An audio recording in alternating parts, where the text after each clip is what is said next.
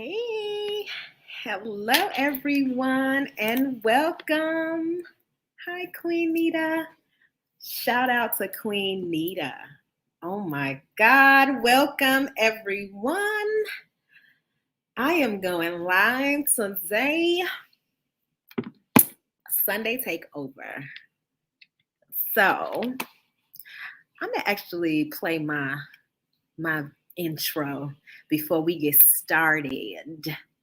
But we're going to talk about settling in relationships. Should we settle? Inquiring minds want to know, and I'm waiting on the panel. But should we settle?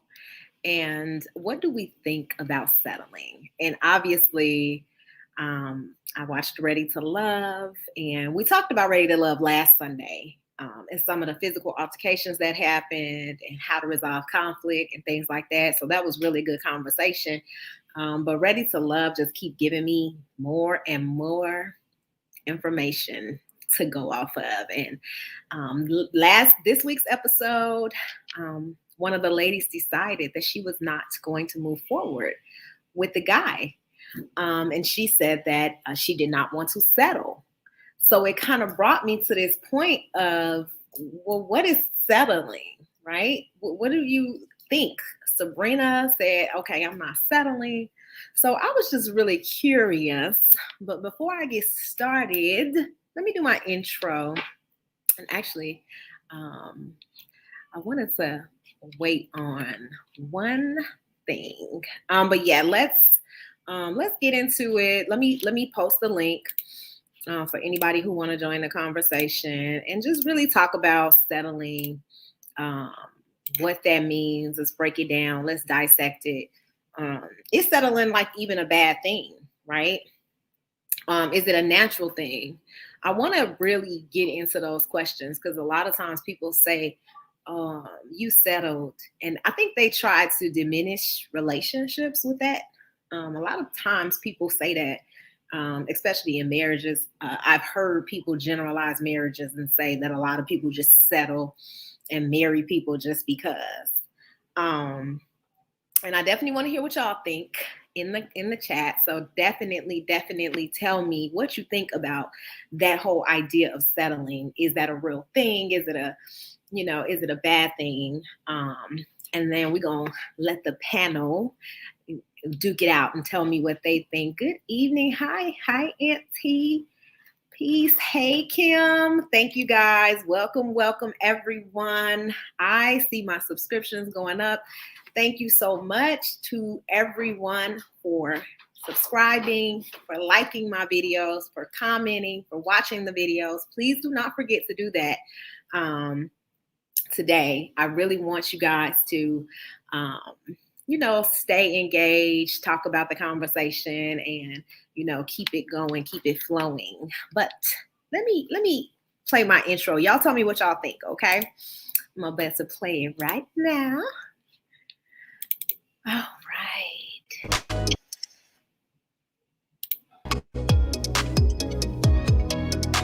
Because it is a competition. I walk around with an invisible number on top of my head, just like everybody else in this world, whether you want to admit it or not.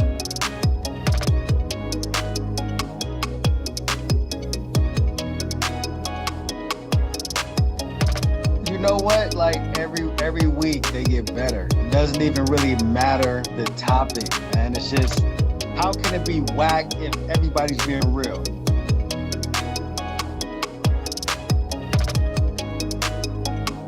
Because there's a divine order to this. So if you want a woman to submit to you, you need to submit to God.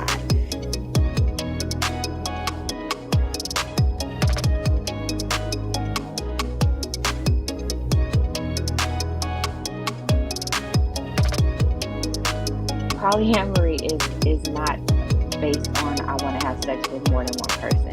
Like, it's a committed relationship between a particular group of individuals, where it's 3 or 4, but they're not like, we're together, now we're going out, we're doing this. No, we're together. They're a relationship together.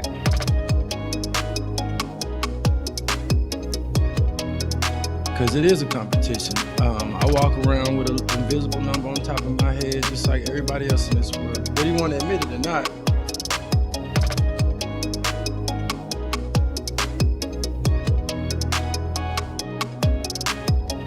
You know what? Like every week they get better. Doesn't even really matter the topic, man. It's just, how can it be whack if everybody's being real?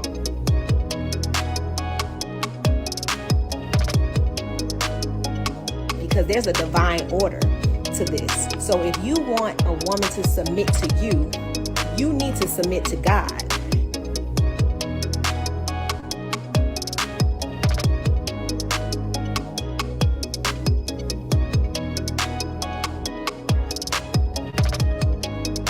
Polyamory is not based on I want to have sex with more than one person. Like, it's a committed relationship between a particular group of individuals, where it's 3 or 4, but they're not like, we're together, now we going out, we doing this. No, we're together. They're a relationship together.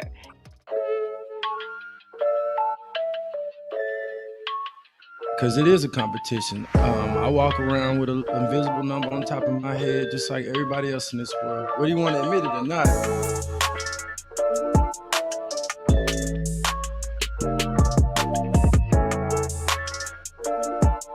You know what? Like every week they get better. Doesn't even really matter the topic, man. It's just, how can it be whack if everybody's being real?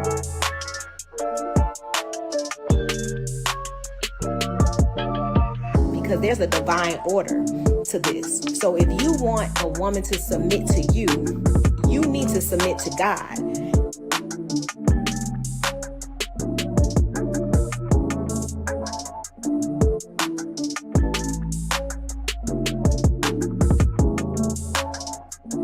Polyamory is not based on I want to have sex with more than one person. Like, it's a committed relationship between a particular group of individuals, where it's 3 or 4, but they're not like, we're together, now we going out, we doing this. No, we're together.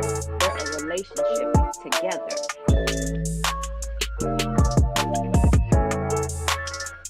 Because it is a competition. I walk around with an invisible number on top of my head, just like everybody else in this world. Whether you want to admit it or not.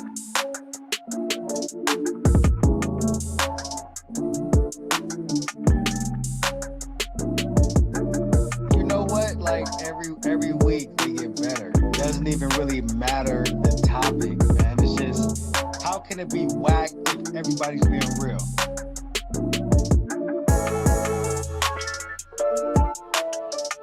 Because there's a divine order to this. So if you want a woman to submit to you, you need to submit to God.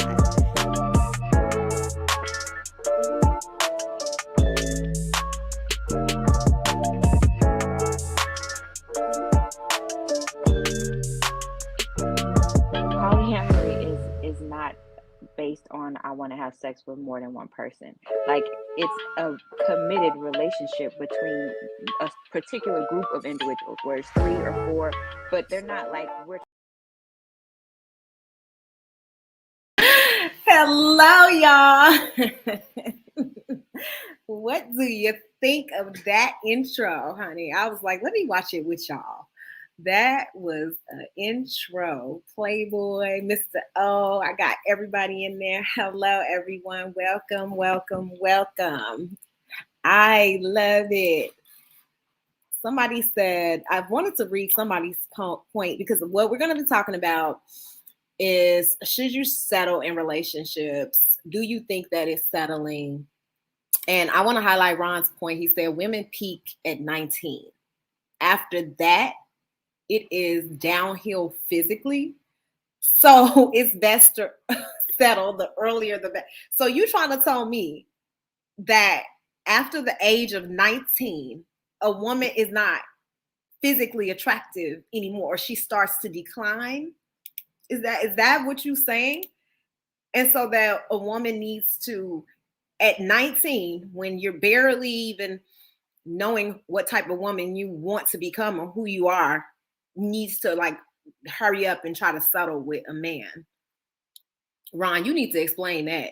I love to hear your explanation. He said 19. I have never heard a man go that low as far as what age you need to settle and what's considered settling. No. Ron, please. He said we right, peak at 19. That's I mean, because that's really young. That is really young, Ron. So I really want you to explain yourself. I don't want to judge you too much because I really want to understand what you're trying to say. Right. I believe that is entirely too young to even be thinking about being in a committed relationship. And I don't want to speak for everyone. I'm talking about like a general view of just marriage and relationships and partnering. And a person that's 19, really? Like, I just can't even imagine. Honestly, if you look at like divorce rates, they are highest among, that age group of like 18 to 25 because people get married so young. And I don't believe that you're in a place where you know who you are, you know what types of, man you want, woman you want in your life, or you're who you're going to become, because you're really still exploring life and still just trying to figure out like what do I want? What do I need out of a relationship? So no, what do you guys think though? What is settling? I want to read some of the comments about settling. 19 is still considered a teenager. Absolutely. Some people are still in high school. Well, maybe they shouldn't be in high school, but I mean, like, some people are still like trying to figure out if they want to go to college or what they want to do with their life. Maybe they want to go to the army. Like, that's a really young age. What he say? Black don't crack, even at 70. Now, if you want to get married, 70, I mean, I think you need to be a little bit older than 70. Okay. I do think that there is, depending on what you want in your life, right? What goals you want to accomplish. Do you want to have children, right? Because women, we can only have children between certain ages. And I said this point before that Black women specifically, we don't really have access to the healthcare to have children past a certain age. If you're in, the middle income range, you really can't afford to do in vitro, right? That's like $20,000. It could be very like costly. And so it's difficult to, plan a family after a certain age. So I think that if you want children and you want your husband to be like, like a family unit, then a traditional model, I would say, because some people have children and they don't really care to have the partner in the home. But if that's what you want, there is an age limit or a time frame for women specifically, right? Because you got to meet somebody, get to know them, go through that process, then see if the man is going to even ask you. So, you got to factor in all of that into your relationship. It could take a year, it can take 2 years. So, yes, but is settling really a thing? Settling, though, is fine. It's the process of understanding what you want and what you qualify for. That's right.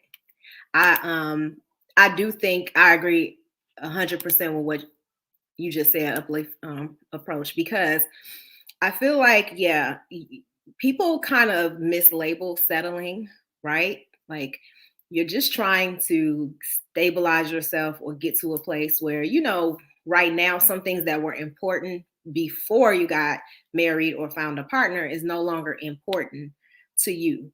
That's not necessarily settling. It's just more so realizing that there's other priorities that you have when you want a family or when you want a marriage.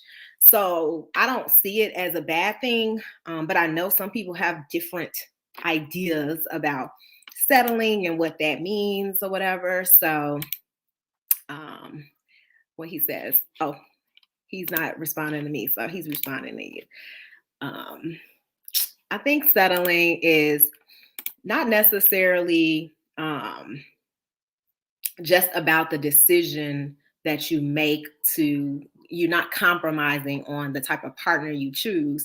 Some people look at it like you're just accepting anything because you want so badly just to be married, that you are now overlooking qualities and characteristics that you wouldn't normally overlook.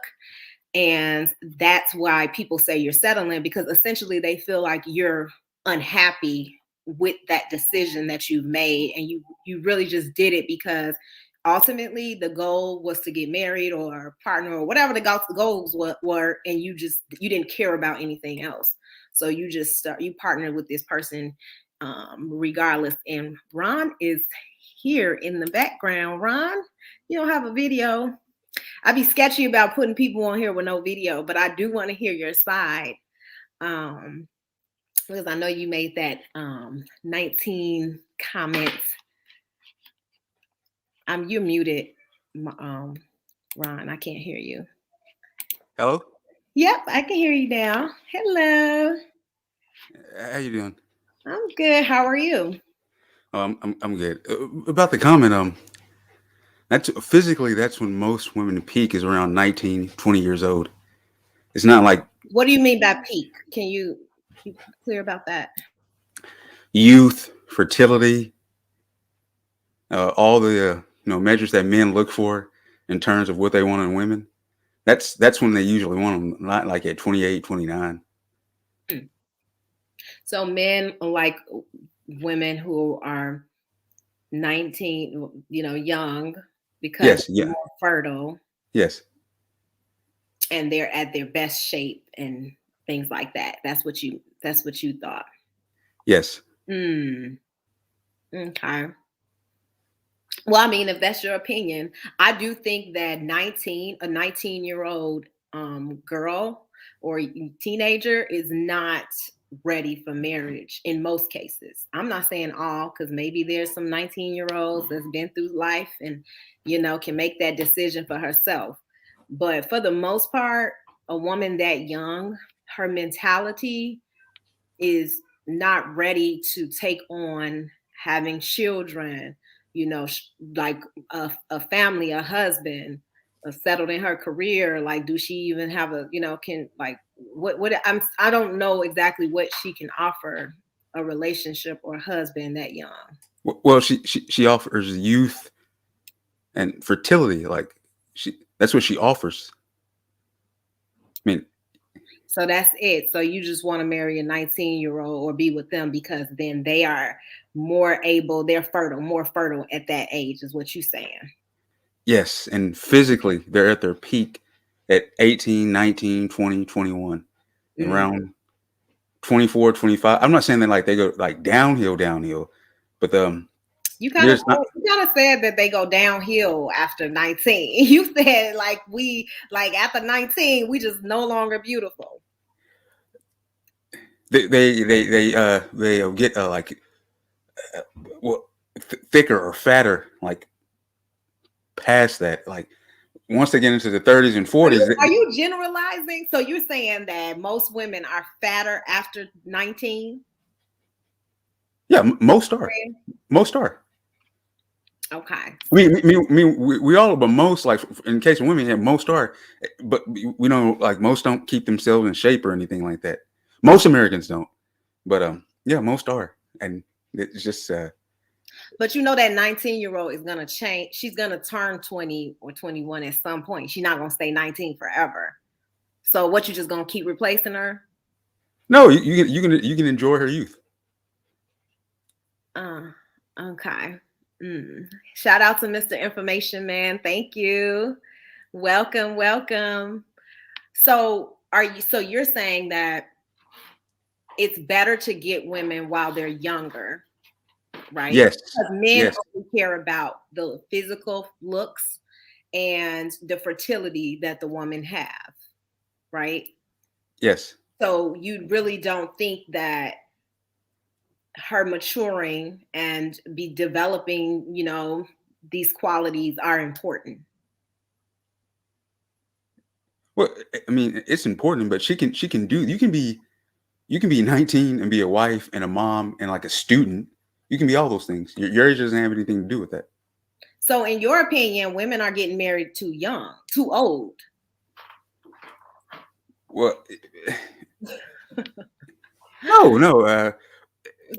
Saying they peak at that age. What I'm saying? Right, but you're saying that women are getting married too old because most women get married in their 30s. Yes, for now, and it's not good. I mean, Why don't you think it's good?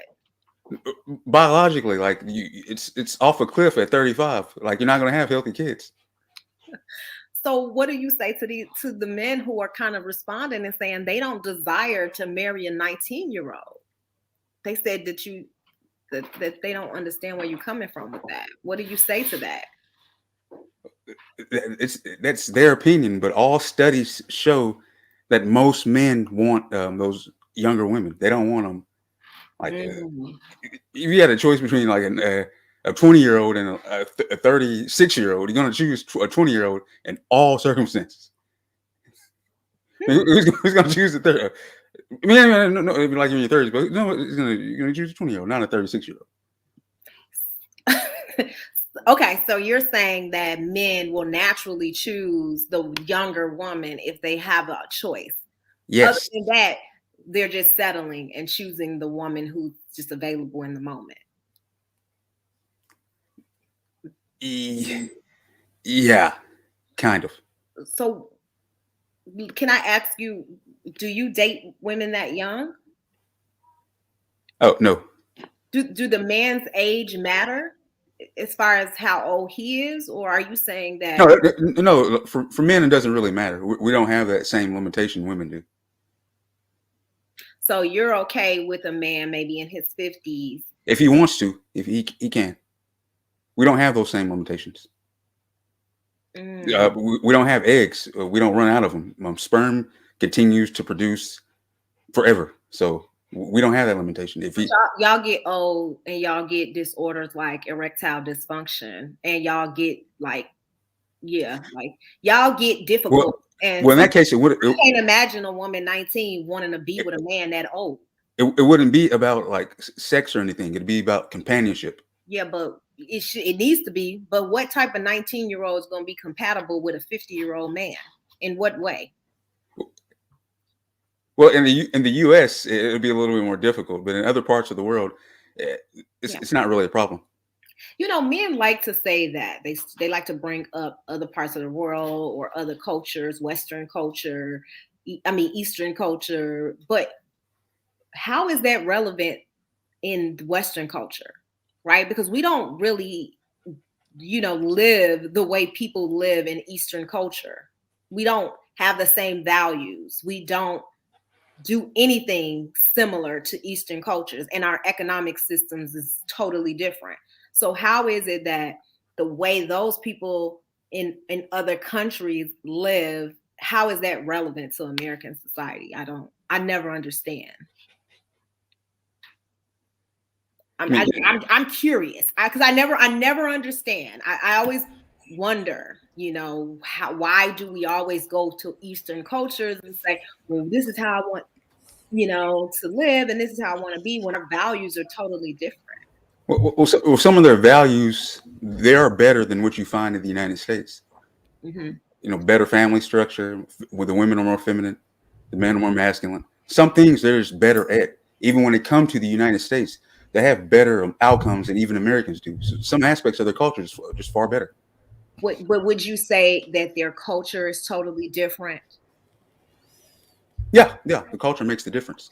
The culture, and would you say that their expectations and, cost of living, other things that we have in America is totally different? So how can we emulate a culture or society that has very opposite views, values, access than we do? How do we mirror that? Well, you can. America's a post-industrialized society. At this point, it's too far gone.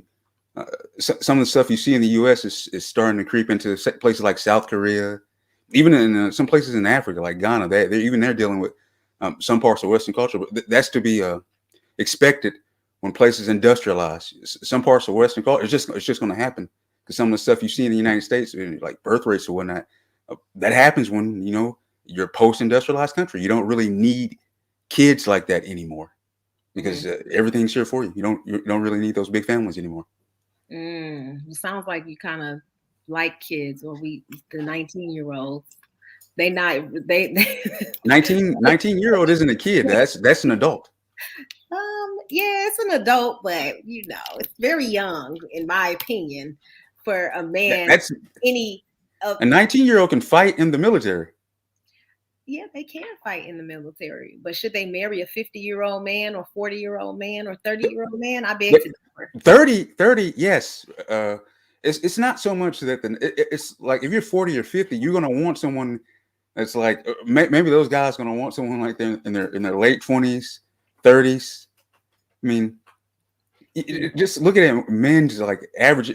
For men, they reach their highest point of income 35 through 55. I mean, if they wanted to take care of a family, if you're 38, 39, and you wanted a wife that's fertile, you would have to get like a 19-year-old, a 24-year-old. You would have to. I mean, you reach your peak earnings as a man in your mid 30s to 60s, not in your 20s. Okay, so what does it mean to settle to you then? Tell me, what do you think settling means? For men or women? You can differentiate if you want to explain both. Like women, it means this; men, it means that. For most women, you're gonna have to settle. You're not gonna get a Boris Kojo looking 6'8" former basketball player with the oil company. It's just not gonna happen. So you can forget about it. He's gonna be an assistant manager and chubby and at a Burger King. That's what you're gonna have to deal with. And you better submit to him, or else he's gonna leave and get like a one of those Mexican women who just crossed the border. Are you serious right now? Or like this seems like it's a joke. Is this because I can't believe you just said that? No, I'm serious. Like just looking at the dating. I mean, that's what it's like. Women gonna have. We all settle. I wouldn't mind having like a runway model for a wife, but I know that's not gonna happen. I mean, we all settle. Where do you live where you feel like the options are that limited? Where we have I'm to in Houston. I'm in Houston, Texas.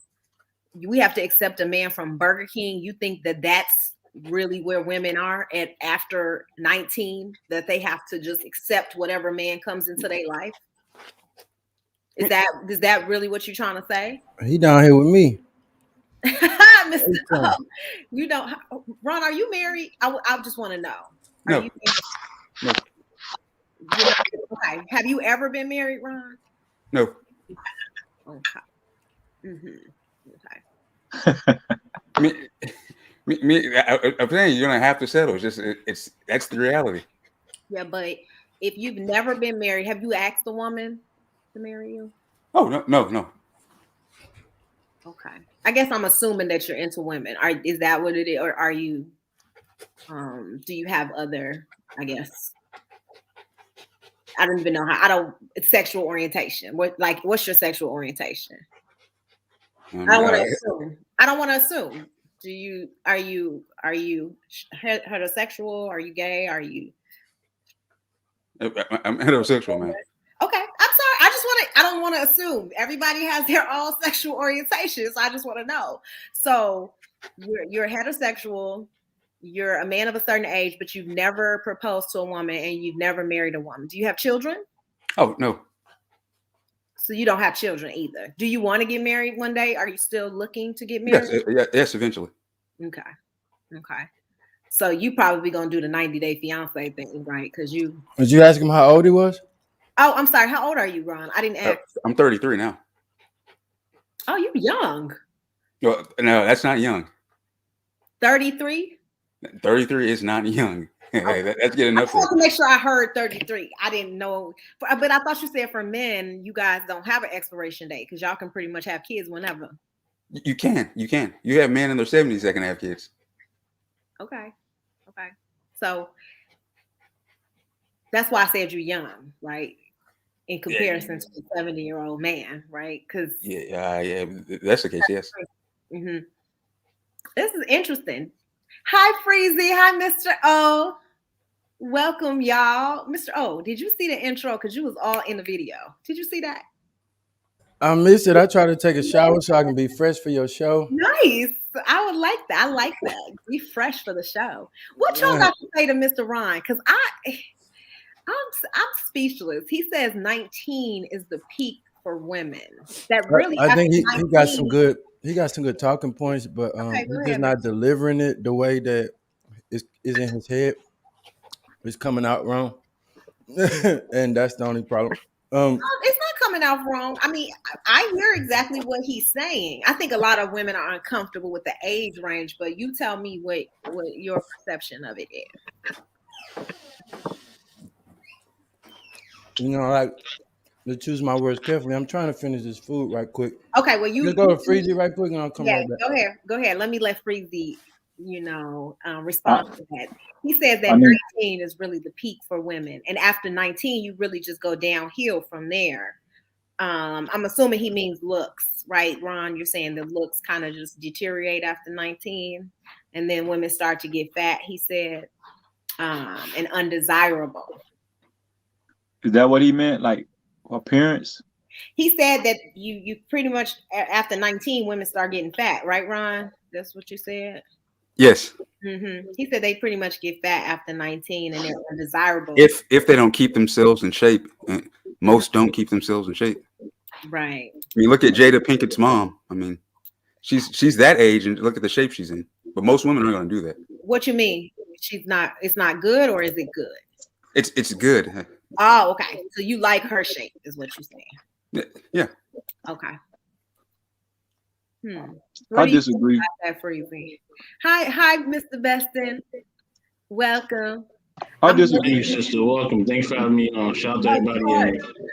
I can't wait till you respond. But go ahead, Freezy. I mean, I disagree. I mean, after 19, that's when it's downhill.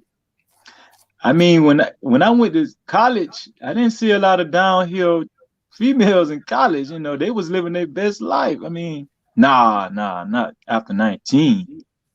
You know, I mean, after 28, 29, okay, I get it. But 19, you ain't giving them a chance, my God. Dang, you say 28, Freezy. Wow, he's like 28. Okay, so Ron, have you seen me? So you're saying I'm downhill pretty much, right? Because I'm over 20 years over 19, dang Mary. So I'm downhill, huh? There's no hope for a woman that look like me. That's what you're saying. Well, you're married, right? Yeah, but I just got married this year. Oh, well, okay. I didn't get married at 19. I got married in my 30s. Is he older than you? Mm-hmm. Oh, okay. Like 10 years or something? No, not that much older than me. Like a couple years. Huh, okay. You gotta realize, like, so we're talking about that, Ron. Oh, okay. What? Let's say what you say about that then. No, nothing. You're an exception, not the rule, though. He said that's the exception, huh? Okay, what'd you say, Freezy? Go ahead. I mean, after 19, they just really graduate from high school good. I mean, they're just starting to think about, you know, how they need to present themselves on a long-term dating level. You know, I think at 19, they just really getting started. Right. You know what I'm saying? So I think kind of after 19 is a little extreme. I mean, to me, Ron, if a woman at the age of 19 is still in a stage of development and trying to figure out what type of person she wants to become. I do understand in some cultures that a woman is trained very early to be a wife and be a mother. And, you know, some women at the age of 19 are fully ready to commit and you know, are marrying. They are marrying off in other cultures as early as 16, some of them. You know, I do understand that. But what I'm saying is, you know, if you look in America and how we live and, you know, how we choose partners, the fact that a woman is 19, she may be fresh out of high school. How is she ready then to be a wife and a mother? You know, and I don't understand. Like I'm just not sure why you're saying that 19 is this age where a man should go after women. Biologically, they're at their peak at 19. I think he's talking about sexually, like sexual peak or something. That's what you're talking about? Sexual attractiveness, that's their peak. The sexual That's the attraction. majority of women. They peak at 19, then they go downhill. And why should they want a man that's like your age? Because of peak earnings. That's why you're not gonna. There's not enough, like I said about the Boris Kodjoe. There's not enough of those guys. They're like 1% or 1% of men. I mean, you're gonna have to deal with some. About this looks like Boris Kodjoe, or are you saying that have the? Yeah, that's what most black women like. So yeah, that's that. There's not enough of those guys. Are you getting a lot of your views from this, like the Manosphere Red Pill? Like, I mean, maybe. it sounds like it. Sounds real red pillish. Yeah, it does. Yeah. Manosphere-ish. Mm-hmm. Yeah. You guys listen to the Manosphere? I would definitely have listened to it. Yeah. I believe that you speak a lot of like them. Yeah. In the way that you think. Yeah. Oh, well, yeah. And I'm here back. So, well, I sound like it because I've been listening to their content for like 10 years. Oh, that's right. So Nick you're Chow, Nick Moore, all those guys since I was in they're college. your daddy. But you don't. Do you actually have a girlfriend? At the moment, no. I'm focusing on graduate school at the moment. Okay. So I'm just curious. When was your last relationship? Like, serious? Mm-hmm. Yeah, like 2014. That's just a serious relationship. Mm-hmm. Damn. So you're not really interested in like dating. Let me bring the information man up. Oh wow! How you doing, sister? What's going on? He gonna give it to him. Let me try to. I just want to say a couple of things. What's going on, Mr. O? How you doing? Looking cool, man. I appreciate you. Before you pull the pedal out on him, let me soften the ass a little bit. He's trying to say something, but it's coming off like liberation. You know, like Yeah. The red pill is dangerous for guys who don't know how to discern the difference in between what's valuable and what's not. And so you got to tread lightly through that red pill thing because it come off as like now you look like you pulling your skirt up in front of a bunch of women, and you're not trying to come off like that. I know what you're trying to say, but you're not trying to come off like that. Look, there's a reason why the Bible they don't talk about Jesus between 13 and 33. You right in that pocket where you're trying to figure out who you are. Most men really don't figure out that they're not men until the close to age of 30, and then it's a journey to try to figure out what works and what don't. And so you're still on your journey, and you letting things come out of your mouth while you're on your journey trying to develop who you want to be, which is why you're not dating seriously, because you're not ready for that yet. But when you are ready for that, and if you've done what you're supposed to do, then you're going to be able to choose what you want. And what you're saying is, the reason why I refer to the Eastern world, because I spent many years over there, and I've been treated a certain way and that made me come back and kind of reevaluate. It didn't tell me women over here need to act more like that. It opened my eyes up to the world. Right. And it gave me more value in who I was. Okay. So with that value, now it comes responsibility to present that value into these women that I'm trying to gain the attention from in a way that they can receive it. And they're not swallowing nothing you saying by the way you saying what you're saying. I know what you're trying to say is that there are a lot of anomalies in the world that you're not including for. And I ain't a lot when I say anomaly, but there are a certain sector of women that do supersede these stereotypes that you're trying to place these labels on. And Wanda's one of them, happened to be one of them. This is her second marriage, not that what she didn't say. And a lot of women don't get two chances at it. She definitely is like breaking a lot of rules that you are setting as standards, and they're not standards. A lot of people are average. Most women in this country do have, we have a type of way we eat here, so they're not going to mirror the women over there. Right. But it's up to a man to getting her life into structure, and how he presides over his household will determine. She's a reflection of him, so we could change that. But to just knock them all black women are at over 19 and y'all fat and I ain't fuck. That's how you sounded. And I know you don't mean that, but I just think your choosing pool based on your value, like you say, you working on your degree and everything, you're gonna sound like you're gonna be able to have your choice in your way. And by all means, go get what you want. But just don't insult the women that aren't what you want and try in order to deliver a message because they can't hear it. That's a good point. Because he did say that over 19 were fat and undesirable. That sounded real bad. Let Mr. Information go ahead. Go ahead, Information. I really Hey, how's everybody doing this evening? Good. Thank you for letting me speak. I heard these talking points are talking points that I've heard in the manosphere. I've been on panels with some of the best on the manosphere, and I've heard these talking points. I understand that most men, when they get older, they want younger women. I see it more for me personally as a fertility. If you want to start a family, then you might want to go with a younger woman that you can build a family with if you're a man of a certain age. But my ears begin to have a red flag because normally when you have men, well, let me say this. When you have some men who speak about wanting 19-year-olds, and that's borderline on the pedophile stuff. I'm keeping it 100% real with you. And it also, men, when they're older like this, that are like that, they tend to want the younger women, not only for their beauty, but because you can control them. You can groom them to accept whatever it is that you want the reality to be in the relationship.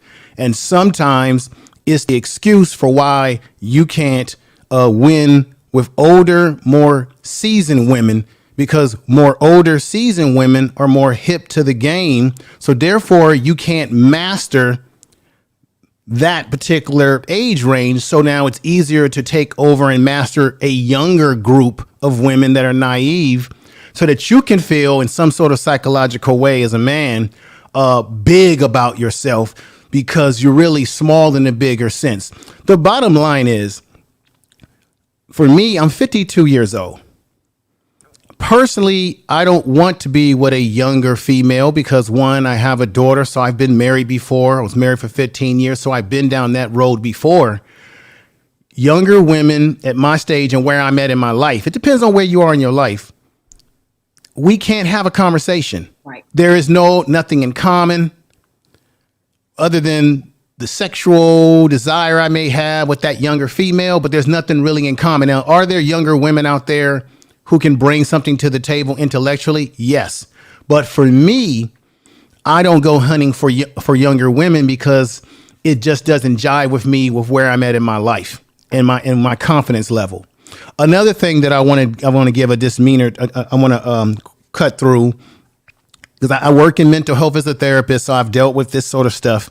People think that if you're 19 years old or 18 years old, that you are an adult. Yeah, you are an adult legally, but mentally you're not.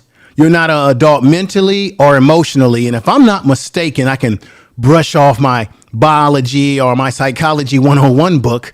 Your brain doesn't fully develop, ladies and gentlemen, until after maybe 25 to 26 years old, which is why people make lots of mistakes emotionally in their early 20s. You make lots of mistakes. And even for men, some of us don't even know what we want until we get more into our early 30s and mid 30s, and sometimes later, because as men, we're still trying to develop who we are. That's why what Mr. O said was right. You cannot use where you are mentally to judge what women are, because things will change with time based on where you are and what you have and what value you have. Another thing that I wanted to say is we got to stop. This is just reality. Stop lowering your value as a man by constantly saying, I'm not trying to put you down or anything like that, brother, but stop using celebrities as the barometer. Oh, well, they want the Cujo dudes and they're only a small percentage of them that are like that. Dude, build your own confidence up. Women like men of all different ilks. There's women who don't like guys that are super muscular and ripped. They like more slender dudes. There's women that like men that are more fuller built, right? Full figured built, right? Women have various different tastes, just like we as men. Now, do women covet guys that look like that, 6'8" and all that? Yes, some women do tend to like those type of guys. I don't care about those guys. I got to focus on what I'm bringing to the table. And in my years of living, women usually want to know you by your actions and not your damn words. A lot of guys do a lot of talking. That's why I don't use goofy words like red pill and beta and all that. Nobody in the real world even talks like that. YouTube, they do. Most of the brothers that I've been around that are professionals since I came out of college years ago, my fraternity brothers, they don't use them words. They just simply go out in the world, conquer it, carry themselves the way they carry themselves, and they can attract the women that they want. I don't think it's in the best interest of me as a man and as men to continue talking about the women that you don't want. If you like 19-year-olds, 20-year-olds, have at it. They are legally, but for every man, that's not what every man is looking for. Another dilemma in this now in here is sometime when you're an older man and you attract a younger woman, you got to ask yourself, did you really attract her with your own personality, or did you lead with your wallet? And how long is she going to stay with your ass when you start to wrinkle up and go down the drain of the damn toilet that you may fall into? I've seen this in my own experiences where younger women got with older men because of the money and the whatever they had to offer. The brother's right about that. Women are looking for men who have something to offer. But as you start to age and get wrinklier and she's still looking young and tight, eventually she'll be finished with your ass and she'll be in the bed with another dude much younger than you. Just my opinion. Don't hate the messenger. Just understand the message. I love it. Information man, before you leave, I want you to talk about, what do you think settling means? Because that's kind of where this conversation led. He basically said, hey, after 19, a woman is pretty much undesirable, and therefore she needs to go ahead and hurry up and get married, right? Because she don't have to settle. But what do you think settling is? Well, it's very true, but it's true for everybody. It's true for women. Women are usually at their most, sexual peak? No, not sexual peak, because women, as they get older, actually their sexual peak keeps going. You're going to learn about that as you grow older as a man. It gets greater. That's what you're going to learn, young guys. It's going to get greater as they get older. But I would say physically, women are at their best peak and they're in their 20s. They're the most sexually desirable physically in their beauty and the way their bodies are. And then things do change. But then again, men, we change too. We start getting bellies and shit and beer bellies and blah, blah, blah, blah, blah, and all this other bullshit, right? And there's still women out there that's willing to lay up with your ass with that belly. Okay? So it's easy for us to talk about how women look because this society makes women's looks front and center. And men are told that as we get older, we get more graceful. But I think settling for me is it depends on what you want as a man. What are you looking for? What is it that you're looking for in a woman? If you can attract women that are younger, that fit what you want, and they're intelligent, then go for it. But I'm going to say buyer beware, because this is our biggest weakness as men in general. We tend to shop with our eyes because the way the woman looks, how she makes us may feel in the bedroom. And then we don't get to know them properly and vet them just as women should be vetting men. And then we find out later on when we go into the barbershop with our homeboys and we say, I didn't know she was crazy. Man, this woman, because you got caught up in just the booty and not taking time with how she is mentally. As you get older as a man, some of you may realize that sex is important, but it ain't the most important thing. So when I date now, sex is not the most important thing on my agenda because I've been there, done that, meaning I've had my fun. Right. I'm looking at where her mind is. What is she bringing to the table? Education is important to me, or no education, but as long as she's intelligent. Another thing I always look at, gentlemen, what does the woman put in her body? That tells you a lot about how she takes care of herself. Is she into her nutrition, her health?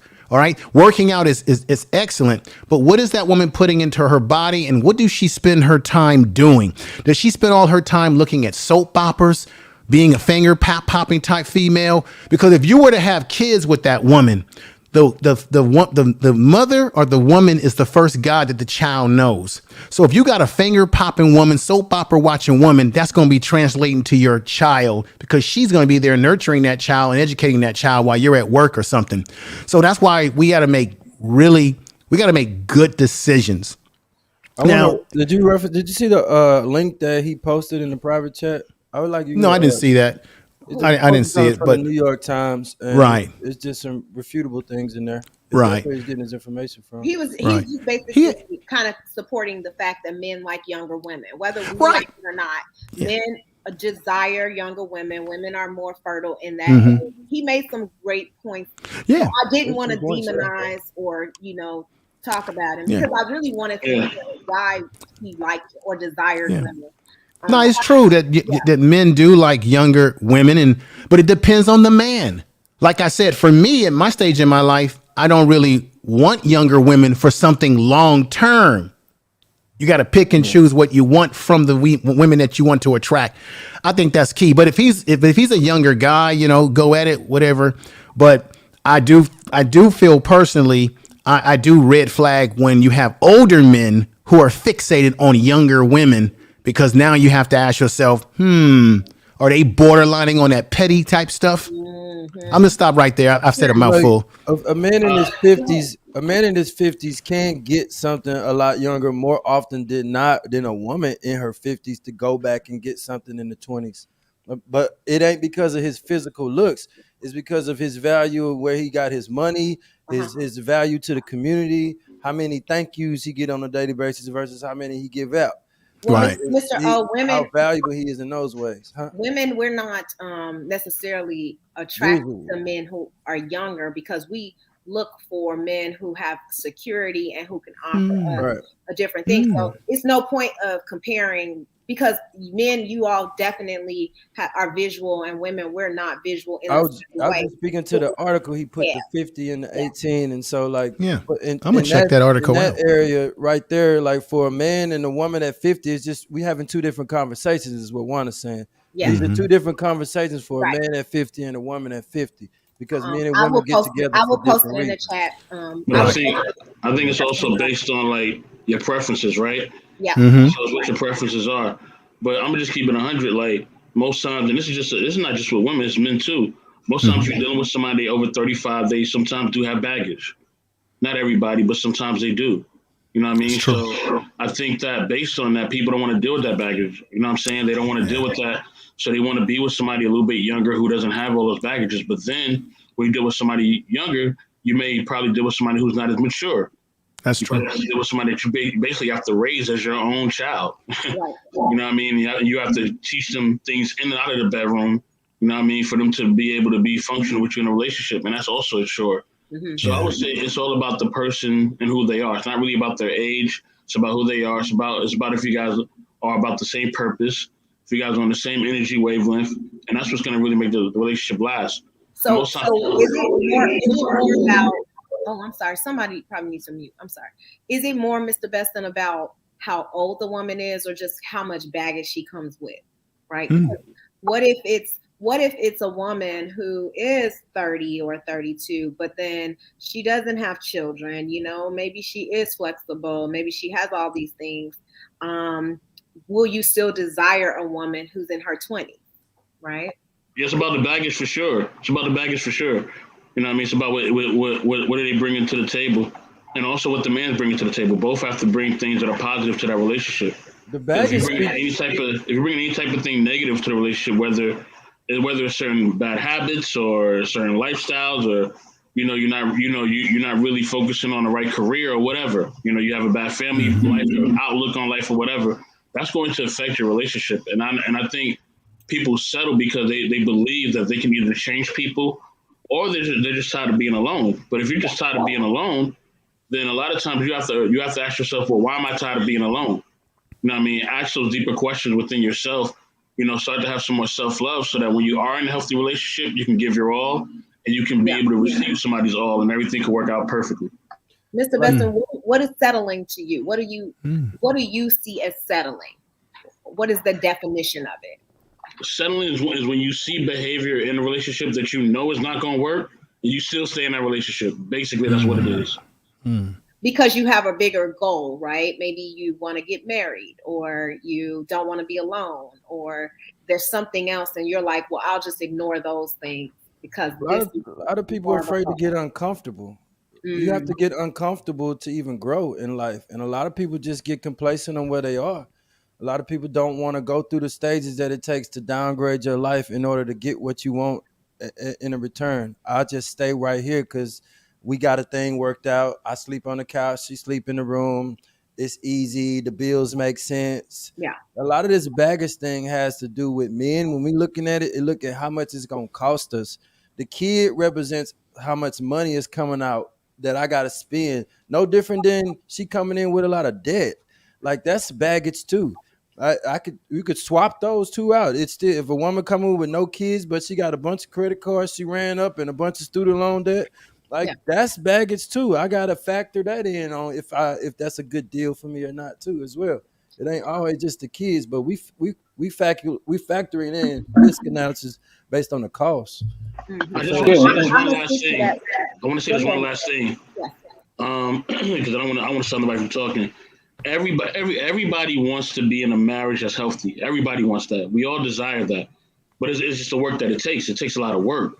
So, you know what I mean? Sometimes people, they don't want to be disappointed, or sometimes they're afraid because they don't want to have to go through down that path. But we all want to be in a marriage if possible. Who doesn't want to be committed to somebody who actually really loves and cares about them?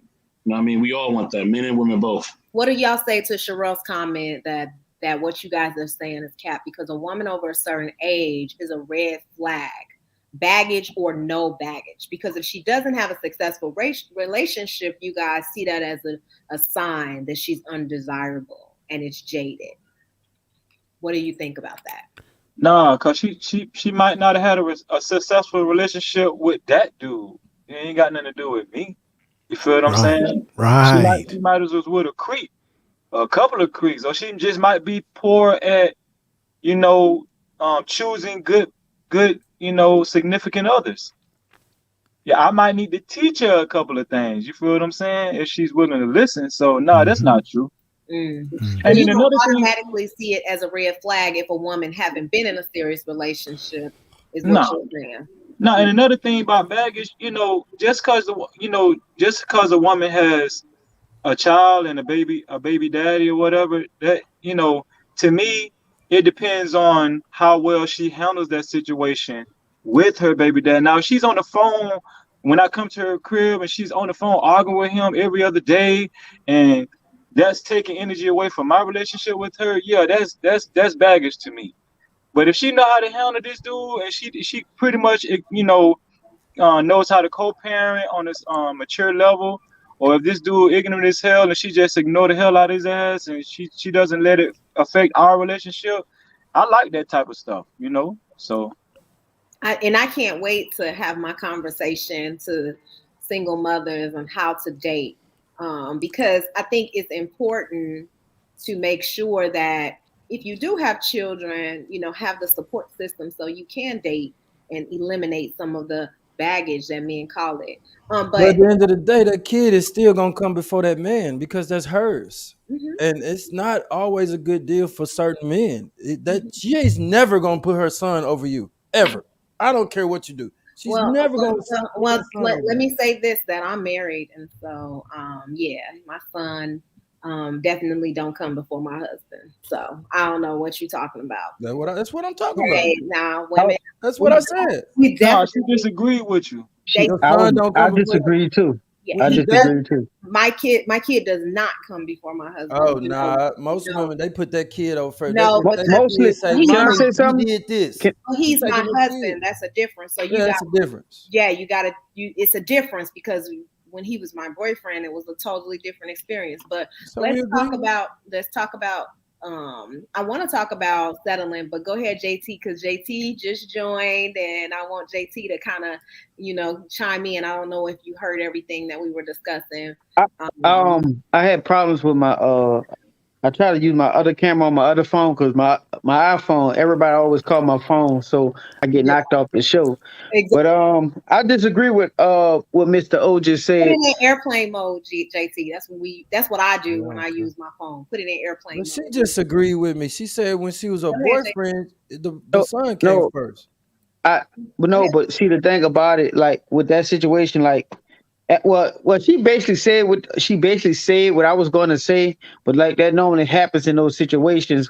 But really, it's supposed to be the husband over your kids, because a lot of situations when you get involved with these step kids, step parents, and step parents relationship, it'd be hard if they have a dad that's involved in their life or vice versa, and then depending on how old that kid is as well and stuff like that, because you don't want your kid to be having you and a woman or vice versa, you and a man going back and forth, because you can see the kid have a little envy because that's not their real dad or something, like they still want to be with their dad, or they just feel like I can't respect you because you're not my dad. So I have step kids, so I have that experience. Right. I can sit there and say that I'm not going through that because I have young kids and stuff like that, but they have their dads, and it was a battle back and forth to understand. I'm in a household, and like right now, we're not married, we're engaged. So it's still going to be a respect factor that's going to be led in my household.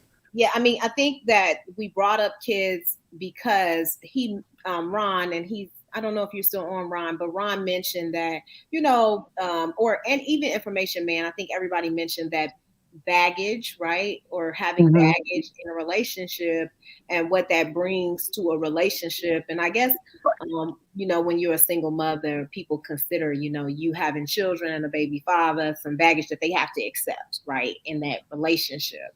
Well, you have to accept it if you want that relationship. Raji had a good point. He said that a female dating coach offered the perspective that the term settle, it seems negative, but it may just be a way to express that she's moved from unrealistic expectation to more of a realistic expectation. What do you guys think about that? Right? Because at first you may have this unrealistic expectation, and Ron spoke to this about this Boris Kojo type figure, right? That women are always, they want the rich, fine, sexy, tall man. But then as you mature, you realize that that's unrealistic, and maybe you change your expectation. Sorry.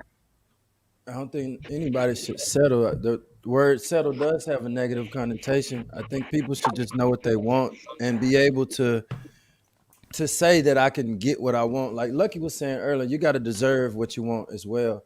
You have to put in the work, which is why for myself, I'm not saying stepkids is bad. It's a lot of great role models that come out of those situations for a lot of young kids who don't have male figures to look up to. For myself, it's just a bad deal for me, because I personally just don't want to work the way my life is set up. It's more cost coming out of my pocket with less reward. And for me, it's just a bad deal. Not for all men. It's for some men, it makes a lot of sense, because otherwise you just had these kids out here with no fathers, nobody to look up to, nobody to be there every day. And that the father of a stepdaddy is very needed in this society. We need that. But for me, for some men who have added the value to them lives to be valuable to certain women and get what they want, for them, it could be a bad deal. And that's why I try to do credit instead of kids, because it gets personal. So we could do that baggage example over the kid one, because you can't deny a lot of credit is bad. Nobody want to accept that, and that's bad baggage. A kid, you got kids out there with special needs that could be a hindrance. $1 million kid is expensive too to accept. And it's I like that you kind of answered this question: is settling a bad thing? Okay, based on what you're expecting or your understanding of settling. Is that a bad thing? Depending on what you're selling for, though. When you deserve, you proven in your lifetime to deserve what you want, then you can get what you want. There is no settle. There's lots of options out here for men to have what they want if you proven to the world that you deserve it. So a lot of times people like, I deserve, but have you proven to the universe that you even deserve any of the things that you say you want? If you've done the work and you've proven yourself to be a certain level of man in this world, then go get what you want. You don't have to settle. But people just get It depends though. It depends on what you're talking about with settling. Like, you know, some men settle with certain women. Every woman not built the way a man would want her to be built and stuff like that. But that person might bring a lot of good things besides, you know, her body and stuff like that. Now, not a new world. You could go get your body made up and how you wanted to get it made up. So that's not really settling, but it's what you settle for. Right. Now, I agree. Yeah, I started off by saying know what you want first, and if you deserve to get what you want by proving yourself, then go get what you want. But you I was just about to say I agree with Mr. on certain things. The first time JT ever agreed with me, y'all. So do first women? Time. You sure? Have you? I don't think you ever. I don't think we never went back and forth though. I've always got pushback from you. Listen, all right, once or twice. And information man, I would really like to hear your opinion on this. Do you think that women settle more than men? Men have more options for longer periods of time. And do you think settling is a bad thing? I think that men do have more options as we get older because of the way society is in our culture. That as men get older, we are seen as mature, men who have developed a certain level of wealth and a certain status. I think status plays a big part of this.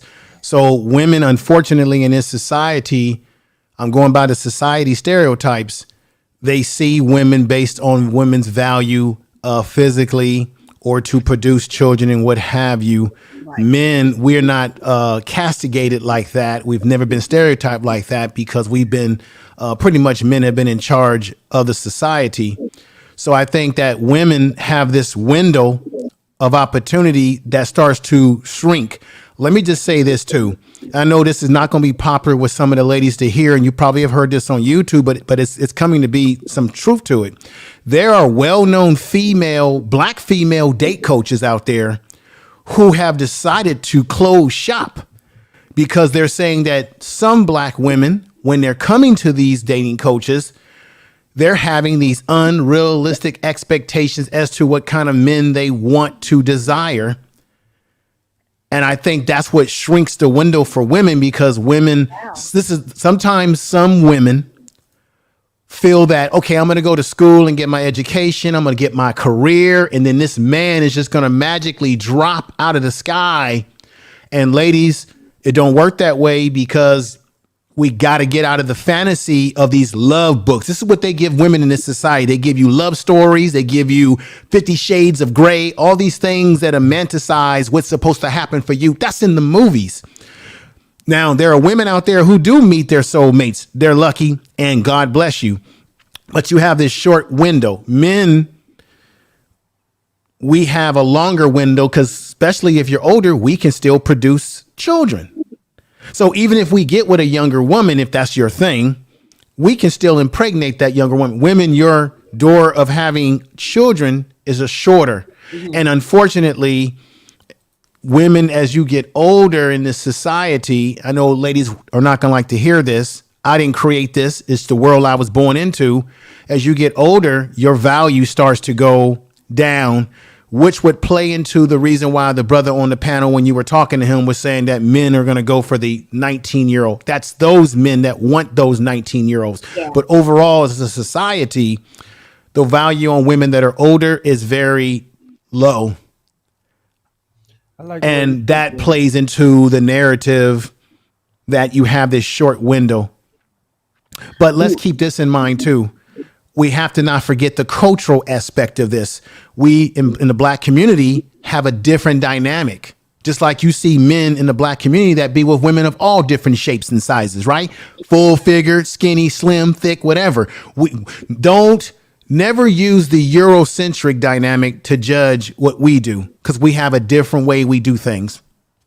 Yeah, but Ron, what I will say to Ron is that women can have children for much longer than 19, right? Yeah, Like, yeah, we can yeah, go yeah, into our 30s, and yeah, that's true. some women are in their 40s and having children. Yeah. So I just think that for Ron to cut off a woman based on fertility and say that, hey, after 19 she goes downhill. Well, no, women remain fertile for much longer than after 19 years old. Right. And so if you're basing value based on that, because maybe that's important to you and you want a family, I understand exactly what Information Man is saying, and in that women, we do have a shorter window, right, if we want to have children. Because then there's also the courting stage, and then you have to get proposed to and get married to. If you want it to go in that order, some women will have children without the, commitment, right? I don't recommend that, but that's not the way, but that does happen. But if you want it to be in a certain order, there's an order that goes with it, and it's going to be time. So you do have to consider all of that in your courting process or dating process. So I agree completely 100%. What I don't agree with Ron is that you have to do it at 19. I do think that you have much more time to consider having a family and raising children, and it doesn't necessarily have to be that young. And I don't think that all men will pick a 20-year-old over a woman in her 30s. And that is what Ron said. Depends on where that man is at mentally. Yeah, that's true. I don't think exactly. I mean, men. I don't even think that's most men. That's not a lot of men. I don't think a lot of men. I mean, don't get me wrong. What you talking about picking? Like just to go out and have fun with for a little bit? Exactly. That's true, Ron. I mean, JT, because Ron was just basically saying it like y'all will pick them to marry them quicker than that's not indeed. That's not true at all. That's not true. I could say this, that if I was to get involved with younger women, I got to be honest, maybe people are not going to like what I'm going to say. I would engage with younger women that are, of course, of adult age legally. I would engage with them just to have a good time. Yep, but if I'm looking for a long-term marriage, I'm looking for a woman that's more seasoned because marriage and just having a good time is two damn different things. Yep. Okay. And keep this in mind. This is to the ladies and to the men as well. This is the dynamics we were born into. None of us had any control of this. Men control who's getting married around this damn place. Women, you actually do control who's getting loved around this place. Women control sex. Men control the dynamics of marriage. Because women, you're not going to get married unless the man feels that strong about you to put that ring on it. So men, it is actually, marriage is a lot more in our control if we desire the woman. But normally men will marry women that they're willing to take home to their mama, their daddy. Men are going to look at women that they're going to marry differently than they look at the stripper at the club or the woman that they just want to have a good time with. You're going to do different things with that woman that you want to marry. And if a woman does not give off that energy of marriage material and just thought material, I'm sorry, ladies, that man's not going to marry you. That's right. And I don't know. They had a chat. Go ahead, Freezy. Yeah, let Freezy talk, and then you can go, JT. I don't know who the dating coach they were referencing, but I heard it too. I don't remember who it was. I was trying to research it, but I remember her saying that. But it's a couple of them out there. Yes, it's a couple who said it. But what they need to know is settling is not synonymous with being realistic. It's not the same thing. Now, okay, we can't control the main thing is we can't control how the other person is. We can't, it's not like we have a human cookie cutter. So you're going to have to settle for something. But also it's all about what do you value the most? Whatever you value the most in the other person or in your significant other, you shouldn't settle for less. Now, there are things that you're going to have to sacrifice that you don't value as much as you value something else. You might say to yourself, okay, I can settle for that because it's not really that serious. So it depends on how you look at it, but I wouldn't suggest settling for the most important aspects you're looking for in a person. Right. And JT, before you respond, Ron, are you still there? Yeah. Okay, because Ron, you came on, guns blazing at women over the age of 19, right? You was just kind of, so what do you think now that you've heard kind of Information Man and all the other men who've spoken? How do you feel about what they've said? I agree with a lot of it, but in regards to the 19-year-old, my stance is the same. Yeah, that's fine. I mean, I don't want you to change your mind. I'm just wondering what your reaction was to, what the men were saying as far as, expectations and, I don't even think the manosphere says that though. No, I think that's just really his own personal preference. Okay. Right?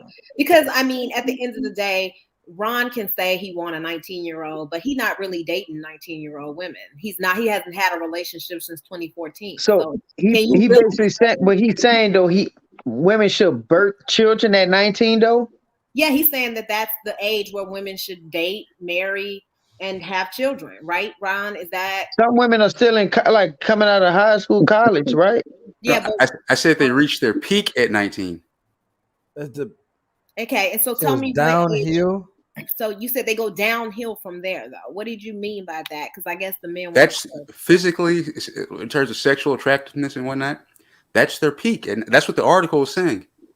They peak. Then once you reach a peak, you can only go downhill from there, and that's what they do. There's an article to justify anything. If you look at up 35 and up, and should you date women, it's articles to support you should date women 35 and up. There's articles to support everything. So please don't use that to validate. That's a small number of people, and it's biased. It's a small number of men who like that New York Times article tells you mostly about most dating sites. Most men in general, they don't want older women, not older than them.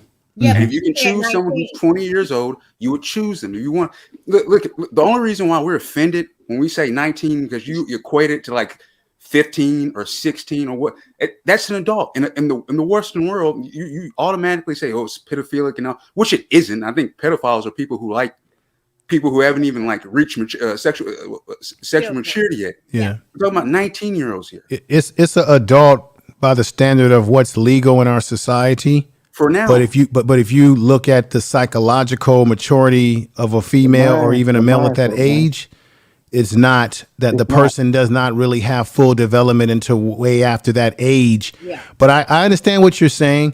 There are brothers and sisters, there are brothers out there, there are men out there who prefer younger women, especially when it comes to having a family. And also the fact that you may see younger women as not having the baggage that older women have, meaning that older women may have the scars of bad relationships and things that have happened to them psychologically. And therefore, when you get involved with them, you have to, as a man, deal with some of the psychological, emotional damage that woman has experienced with other men. I have experienced that where a woman has gone through something, you're trying to date them, and then all of a sudden they say, I want to take my time because I've been hurt before, right? Well, guess what, gentlemen? There are men out there that have had the same experience where you get with women and you say to that woman, I want to take my time because I've had some bad patches with women in my past. It works both ways.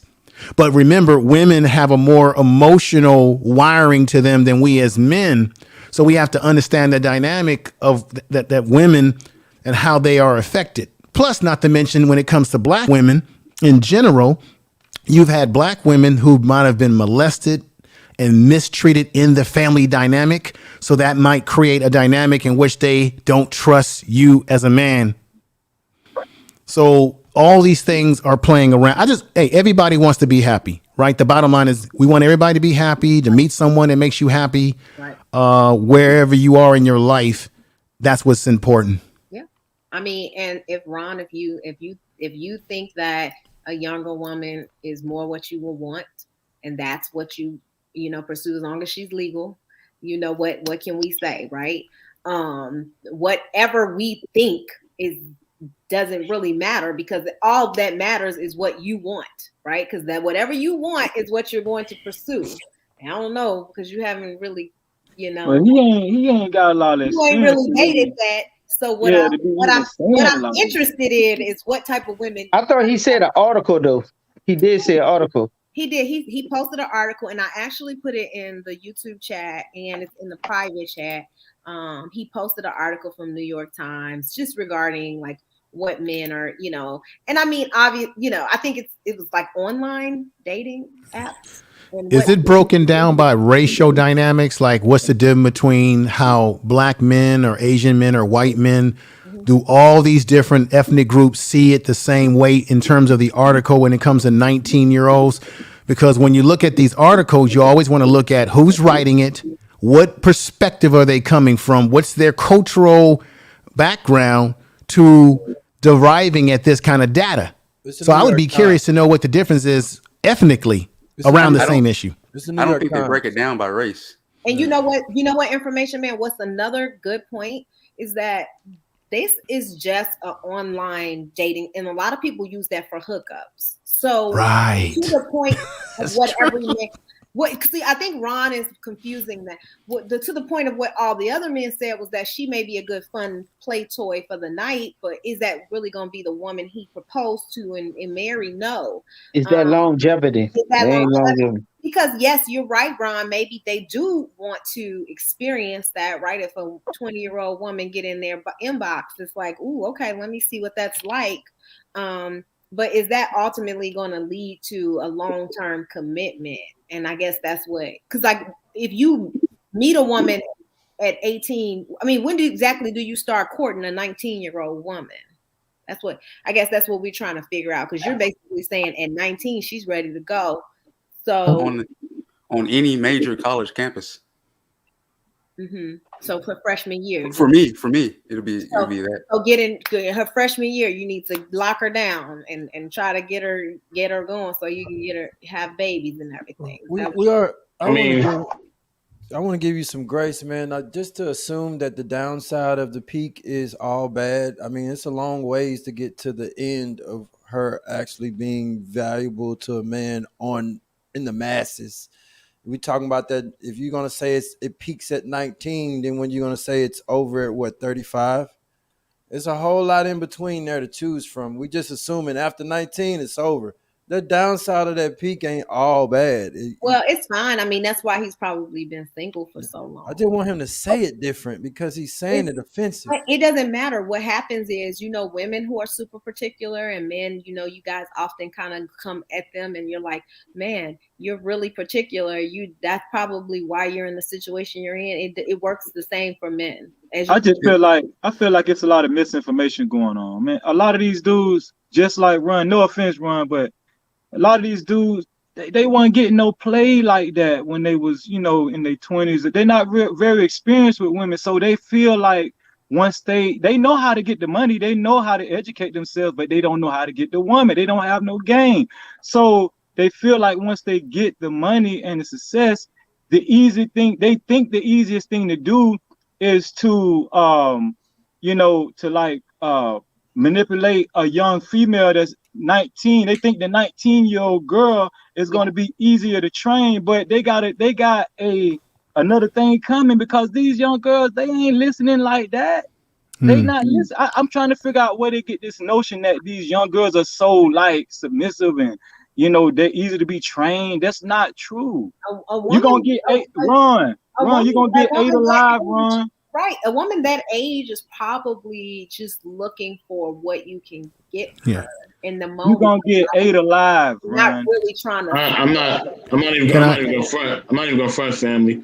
You know what I mean? That 19-year-old comment is kind of creepy to me. Yeah. It's just like, when do you meet her? Like when you start talking to her, like, so that means like for you to actually meet her, you have to meet her when she's damn near 17 years old. And then she's still like a minor. Like, if you're gonna really build a real relationship, because courting is if you go on YouTube right now in the search bar and type in age gap, I just did it. Age gap relationships. You'll see a bunch of old white men with young black women, and if you look at those comment sections, nobody's saying it. They don't have a problem with it. Right. Well, she's getting her zaddy, and he's getting some brown sugar. Not 19 though. Let's get not 19. Yes, they are. They're real young. Let me read something. Young, but not 19. 19 is different from young. 23. There's a lot Yeah. to go from 19 to 35. There's a whole lot on that other side of that slope. I was trying to save you. Just stop saying 19 so you can get them on your side. Right. Stop Let saying me 19. let me read something to you. A couple of years back, they had a Vox News study. When men, I think Ron might appreciate this, but this is the difference. When men remarry, they go way younger. Women pick someone older. That's been tried and true in terms of women marrying older men. But check this out. When people first marry, they tend to pick someone pretty close to their age when they first get married. When they try to marry again, however, the gap trend to get away starts to widen, according to a data from the Pew Research Center.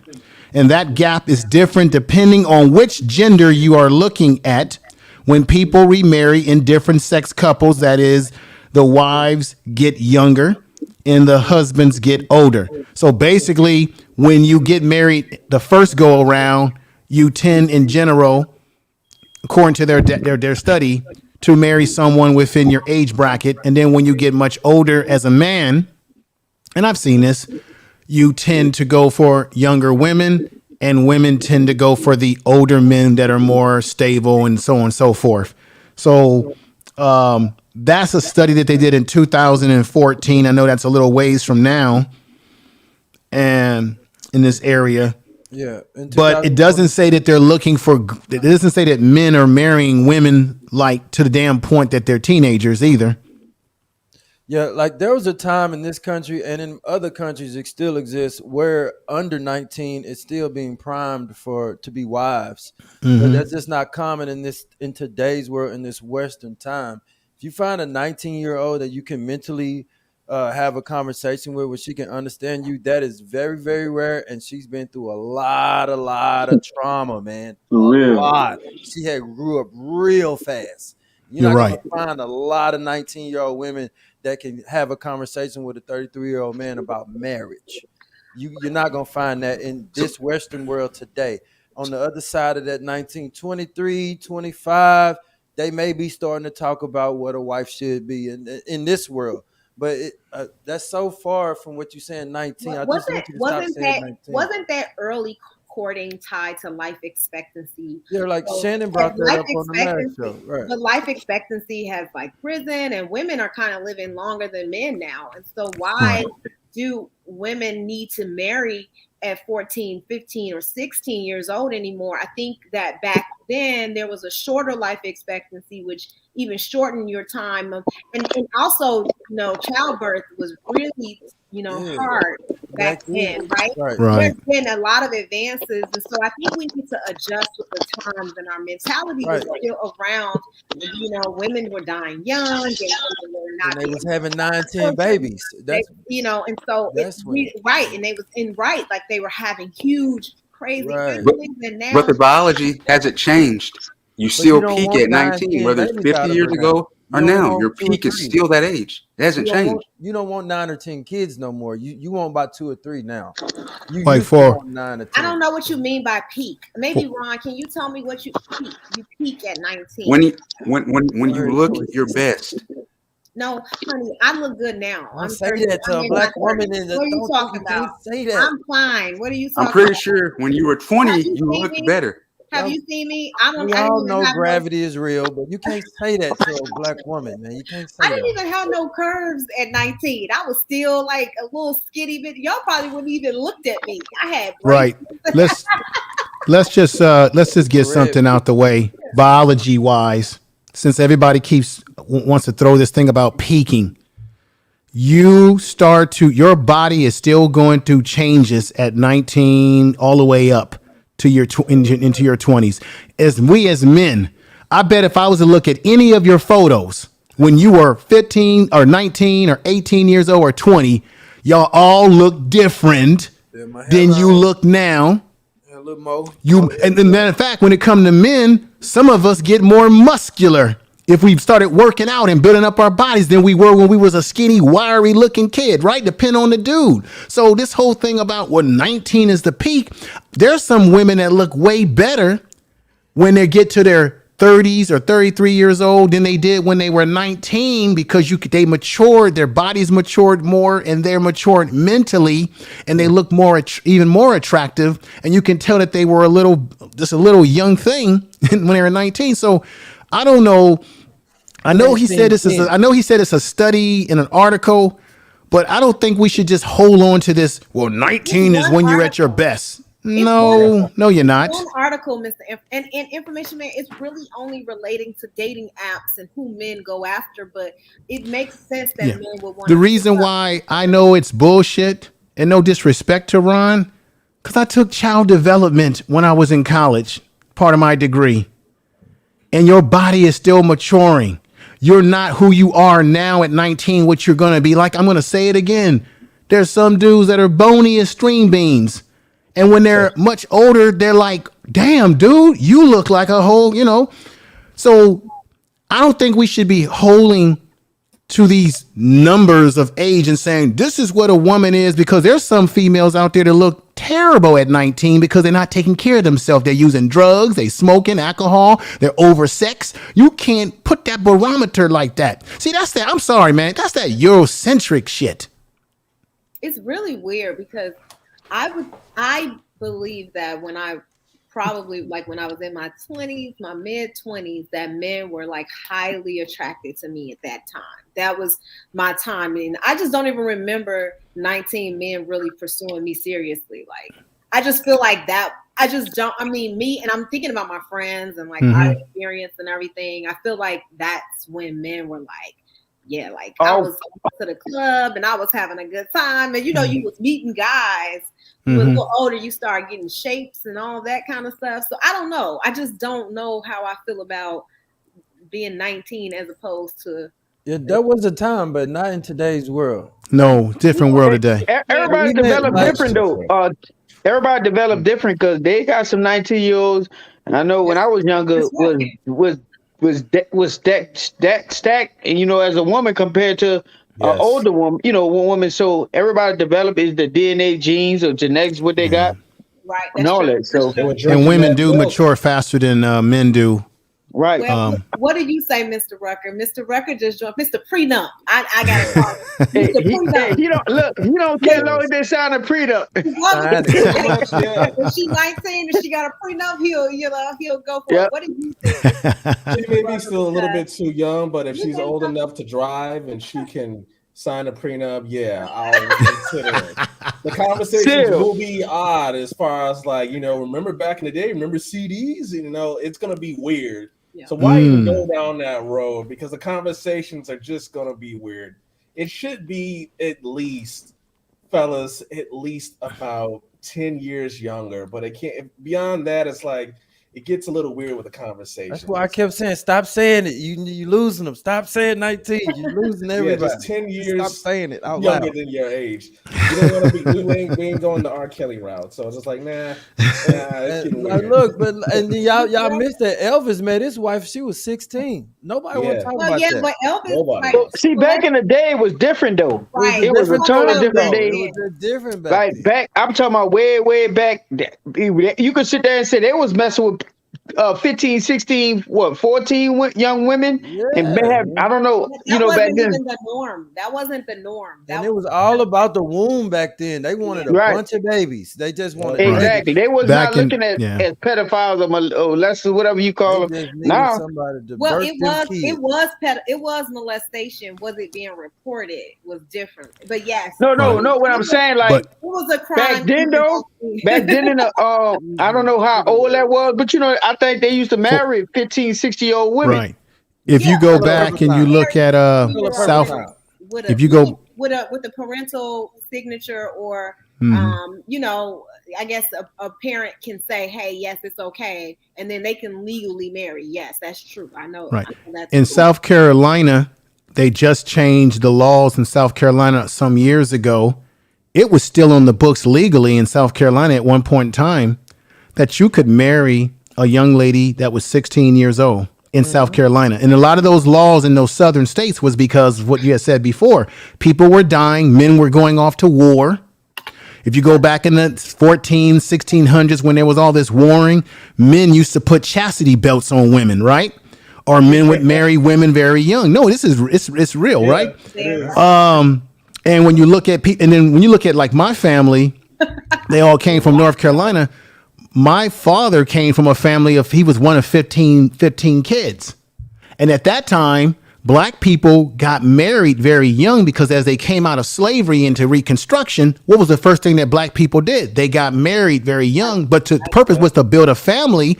And a lot of black people were involved in farming. Well, if you got a farm, you got to have a big family to raise that farm. Yeah. And there was no condoms and all that stuff going on. So people didn't look down on an older man marrying a younger female because the cultural perspective then was you're going to get married. And then that time you had to bring that woman and you had to meet that woman's father to approve the marriage, to accept you. That's where we came from, black folks. That was our standard. Now we've lost that standard. You got some states now that the parents can sign off to marry an underage child. You can marry an underage girl in some states now if the parents sign off on it. That's true. Oh, well, not underage, only 16. I mean, yeah, I guess underage. 16, between 16 and 17. Yeah, but you saying it like they can go marry a 13-year-old. Like, she got to be a certain age. That's a law and order. Mr. Otis say that. No, that's trouble right there. I don't want to listen. On my channel, I will not support men marrying women who are 16. I am a woman who I am totally against that union. And that, hold on, Tawana, Mr. Otis. If a parent, what Mr. Otis said, so I could disagree with him again. So, Mr. Rucker, I want the fellow support. I do. Mr. Rucker, what you think about settling? You know, what do you think that means? To settle? Well, settle to me means like you settling and we're going to agree to sign this prenup because I'm not about to settle with nobody. If you're going to settle down, because marriage, let's be real, folks, marriage is a retirement package. If you get at a certain age, like, hey, I don't want to be on these streets. I don't want to date this person. What's your favorite food and color? Blah, blah, blah. Like, hey, we both mature. We're going to have some health issues. Can you wash my back? I wash yours. What are we doing, man? We ain't gonna be the weird 40-year-olds in the clubs, 50 years old. No, we don't have time. We gotta get to bed. So marriage to me is like settling down and you picking the right one for the right time, and you ain't trying to think about nothing else other than retiring from this terrible dating world. So first of all, settling comes down to, you know what? You may not look 100%, but you may got the resources that I like, whether it's money, whether it's just companionship. I'm just looking for happiness. What is this thing going to look like after I get off of work? So that's what settlement means. That's what I think relationships are based around now. It's kind of like that. It's not I guess it could come off as usury, but it's not what can you provide for me? What can you do for me? You know, vice versa. Right. Because it's a retirement package. Like let's not try to pick up this one. It's like, come on, man, we 40. Like, wait, you calling being in a relationship a retirement package, Mr. Rucker? Is that what you said? Yes, it is a retirement package. Because what else y'all trying to keep up, keep up with these young people? Like, what's the point? You done, you settled, you got your mate right off in the sunset. Right. Let's talk about 401ks. Okay, wait. So together to get old. So let me ask this: are you settling, or are y'all just overestimating your options? Because I feel like Ron overestimated his options. And you know, like for real, like what 19-year-old woman is gonna want to be with you at that age? That's just my opinion. I wanted to answer a chat on that though. Like, but that's way down the line though. You told me, hold up. So what is it? Are we settling, or are we just overestimating our options? I mean, because I feel like a lot of people really have unrealistic expectations about what they want in a partner, what they desire, who they gonna be attracted to. So what is it? Is it really settling? That's what I think a lot of women overestimate that. It's not. I don't think it's settling. I don't. You know, when you find. Wait, I think one of y'all was speaking first. So when you stop though, that's why. Go ahead, JT. Yeah, go ahead. All right, now it's not. I don't think it's settling. You know, because like. If you was a man, you know, most men experience a lot of women, you know, by a certain age. Now, what will be messed up is like, say you've been with one like a high school sweetheart and you had that woman all your life. I think that's kind of like a settling That's settling. Settle, because you've been with one woman all your life and you never experienced. So then when you're in your relationship, you out there, dipping and dabbing, or she might be dipping and dabbing on the side as well, because y'all never experienced nothing else. But like most experienced men, like I think like myself or somebody, like a few men on here, when you pick a certain woman, it's not a settlement. Now that woman might not have the banging body that the other woman had, but that other woman had so much stuff with that banging body. She didn't have, like you say, he didn't have credit. She didn't have a lot. She had baby daddy issues. That's why she got that banging body. But that I don't look at that as settling, because when you finally get to that point where you want to marry somebody, you looked at all the situations in your life, and this is that person that you want to settle down with. That's what it's just settling. Right. It's not necessarily a negative thing to you, JT. It's not no, it's not negative. It's not negative. I mean, what Mr. Rucker's talking about, look, I respect his opinion, but I mean, that's crazy, man. That's crazy. Don't take it offensive, though, bro. Don't take it offensive. Yeah, I know it's not crazy to some, but it's like, if it is crazy, then it's like, okay, you still trying to do something with it. But like, come on, man. We all retire. Mr. Rucker's, though, but you got to look at it like this. That if you look at it like that, you just retire. No, but you willing to build something with this person. You know what I'm saying? Like memories, No, build. Listen, build. You could start a business.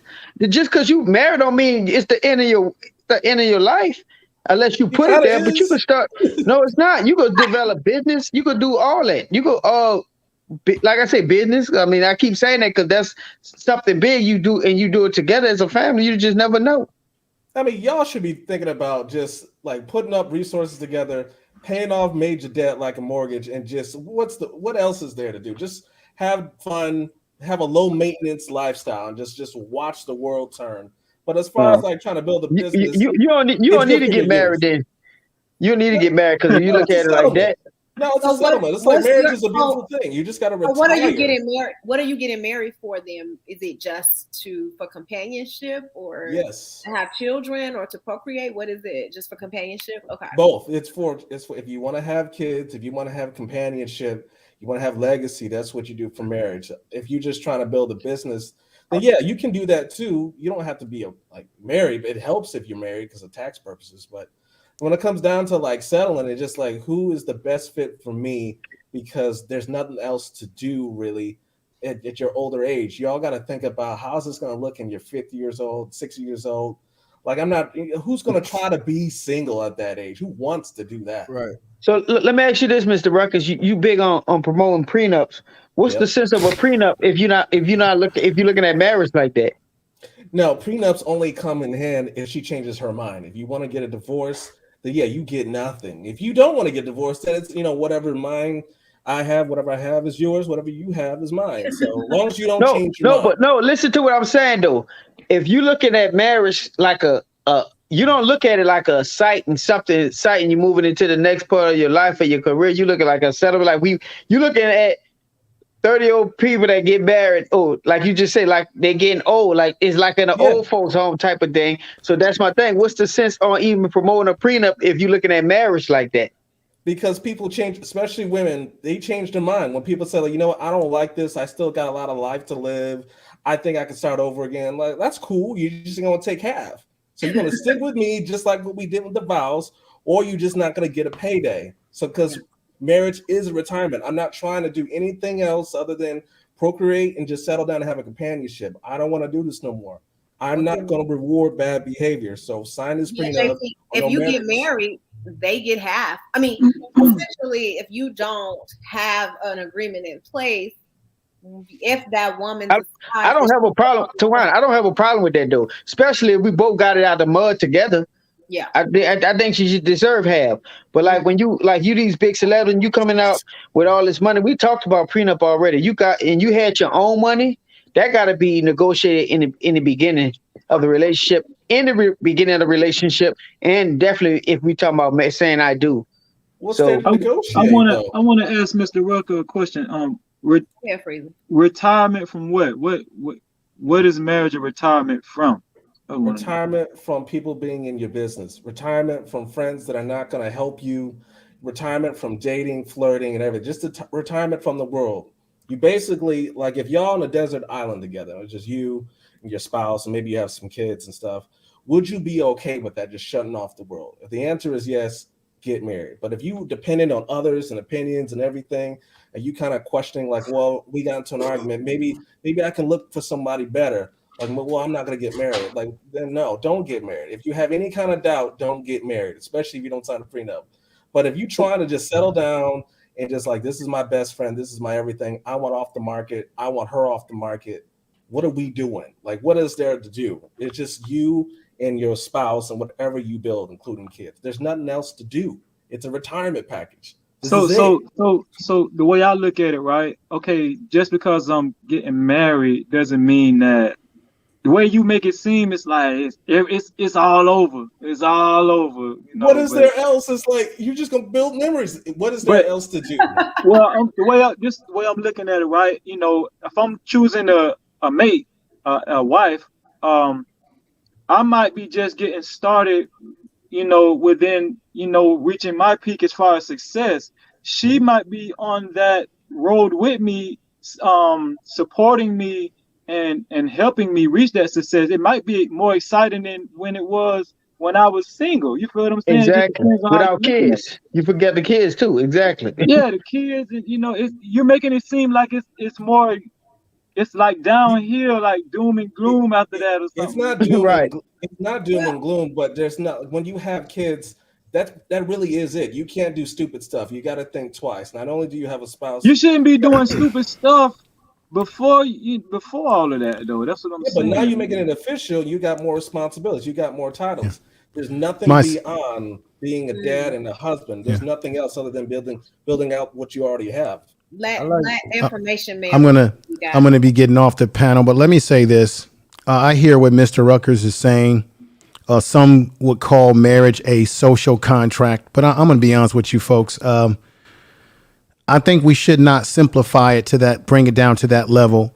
Marriage for Black people, I'm coming from a Black perspective based on how Black people had to move coming out of slavery into Reconstruction. Family is the basis of everything. Without that, you got nothing. So getting married and building a family is not the end of your life. That doom and gloom mentality is not getting it. Okay. If you feel that the woman that you're marrying isn't the right one for you, you should discuss all that in the first place and don't get married. You can still enjoy life. You say it's a retirement package. Okay, I respect what you're saying, brother. It's a retirement package. That's how you see it. I don't see it as a retirement package. I see it as an extension of my life through my children and family and building something together.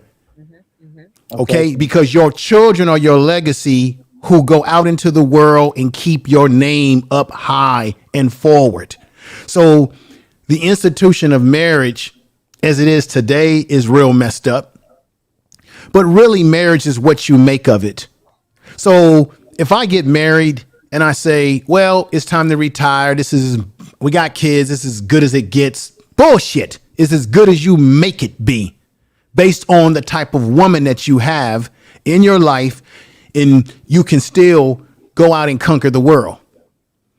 So it's just based on the lifestyle that you live. If you feel that, hey, it's the end, then that's what it is for you.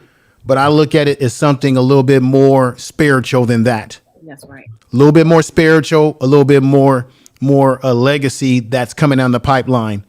Because at the end of the day, when you die, or you leave the third dimension, it will be that wife and those children that will bury your ass and will give you a recognition of who you were. I'm gonna be honest with you. Whether you get married or not, who in the hell wants to be alone, old, and decrepit? Not nobody. Nobody. I do not want to die sitting at the fireplace with some damn chicken soup like Ebenezer Scrooge. Remember that movie? All alone. You got a lot of money, but nobody gives a damn about you. Hey, who want to get in and out the tub over 65 with nobody in the house? No, because And once nobody to hear you fall. once you are alone and you fall in that tub, you'll be the only one in there crying. Nobody will be there to help your ass. That's the point. So life alert, I get you, brother Ruckus. But no, I get it. For you, brother, you say, hey, it's about a retirement package. I get it. For some people, maybe it is a retirement package, but I think that marriage is a lot more than we may believe. And I'm going to say this, not everybody should get married. Not everybody's meant to be married. And before you get married, you should be asking fundamental questions to the person that you may marry, what they want, so that when you get married, you're not asking those questions by the time you're already married and you're like, oh shit, I want out of this marriage. So thank you for letting me come on tonight. I got to eat something and got a few things I got to do.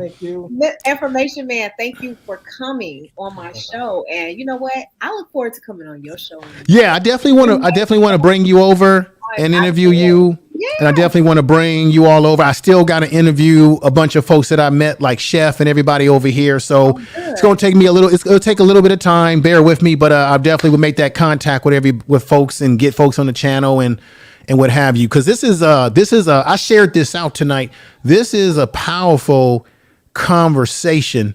And I made a pledge to myself that I didn't want to get on panels that much anymore, but I realized I'd rather be on panels like this with intelligent folks like yourself, where we can have a conversation, maybe disagree, but we're not disagreeable with each other and hating on each other. Because I've been on a lot of panels on YouTube where it gets real nasty, and that I'm sick of. So the fact that I could come over here and talk to you all, and I know some of y'all may not agree with some of the things that I said, but y'all was still respectful. That's what it's about. This is powerful conversation with Black people that are mature. Thank you. We'll love to have you on the Man. platform. I appreciate you. And Hey, Mr. O, you real smooth, brother. I be checking you out. You be having different suits and stuff. I want to piggyback real quick off of what Mr. Information Man said. When I get married, if my wife is not spicy, keeping it spicy, and if I'm coming home and she looking like a bag lady, yeah, you're right. It is retirement time. It's retirement time. But guess what? Just like Information Man said, it is what you make it. My wife, she need to be, when I come home, I need to be excited. She need to be spiking it up. You know what I'm saying? That's right. It ain't got to be all downhill retirement talk. No, it's not downhill. Like I think y'all got it messed up. Retirement. Man, listen. Whatever them girls. All right, man. Y'all Thank you so much. It's a hell of a conversation. I'll be listening downstairs. Take care, everybody. Take care. Yeah, man. She need, whatever them girls was doing in the past. She need to top that. She need to figure. She need to read some books. This is the thing. That's why language is important. Because when you say retirement, it's like you old and you're just ready to lay it down. And marriage, it sounds like a death sentence, almost like it seems boring. I'm just waiting to retire. Like that's not what marriage is all about. And Information Man, he really hit it on the head, because a lot of people in these spaces, what they do is minimize marriage, and they say, well, a lot of people cheat anyway, or 50% of marriages don't work, and they really key in on the negative side of marriage, and they really don't talk a lot about the benefits of marriage and what happens when you get married. And men who are married live longer, and a lot of times you don't even hear that, right? But men who are married, they tend to live 10 years more than men who are unmarried. And men who are married report more times than single men that they're happy in life. And a lot of times people say, oh, no, married men are unhappy, but married men are shown to be happier than single men. And so I think that what I like about what I do is that I always like to let the men have candid conversations, because I want women to hear how you think. But I also want you guys to consider facts and statistics and things that happen in life and really make rational decisions about it. And I think that's what I love about Mr. Rucker is that he's very rational about it, right? Like he wants to be married, but he's really rational about what it takes to be married. And he's not in the romanticized thing. And so that's why I don't mind him so much, because he's not like, he's not in that romanticized, right? Like, oh, I just want to be in love and just like, no, like that is not really going to sustain a marriage. And I think a lot of times in our Western culture, we don't understand what it takes to be married. And we think that it's based on like how you feel about the person at the time. And no, that's all that stuff is great, but it's really not going to sustain the marriage over years and years and years. It's just really going to keep you happy in the moment. But the moment you're not happy with the person, then guess what? The marriage fails.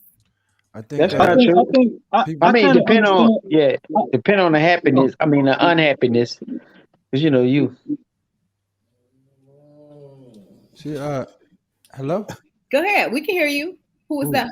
Who is that speaking? I can't. I was talking. I think. Go ahead, Mr. My bad. Go ahead. I didn't know who was speaking, but I can still hear him. Yeah. I wasn't speaking, but life is very simple. We tend to make it hard with these conversations as if there's one way to structure your life. One thing I support about what Mr. Rucker does, and he supports my theory of making a deal. And men are just probable versus possible. Right. A lot of women like to think of possibilities and men think of probability. And one thing that people don't tend to equate in today's time is how much it costs to get old and how you got to afford to be able to die. It's harder on the back end to get through life. It's way harder. Medicine costs. You gotta live for 20 years without getting a paycheck, and you want to do that with somebody. And you should already put in the sweat equity to be able to deserve to get to that point. Yeah. So when he talks about these deals and these prenups, man, he's signing off on saying like, look, let's get through life, find you somebody, make you a deal with, and go find a way to be happy with the deal that you made. Yeah, so that you can afford to get old and not be by yourself. That's true. I wanted him possibility thing is gonna fuck us all. Trying to live on the possibilities theory. I wanted Mr. Rucker to respond to a comment because I put it up. Aisha, she said something about like middle class people don't really need a prenup.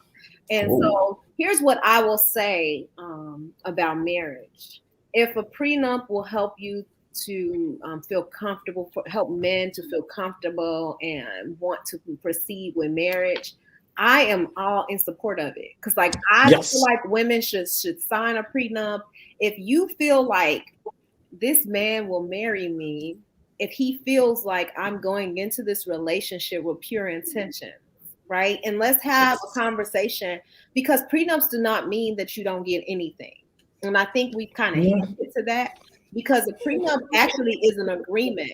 And the agreement can be, hey, this is how much you get if you stay married for 5 years, you get this much. If you stay married for 10 years, you get this much. So a prenup is really a contractual agreement that just don't allow you to negotiate after you get pissed off, right? It really just makes it where the agreement is upfront.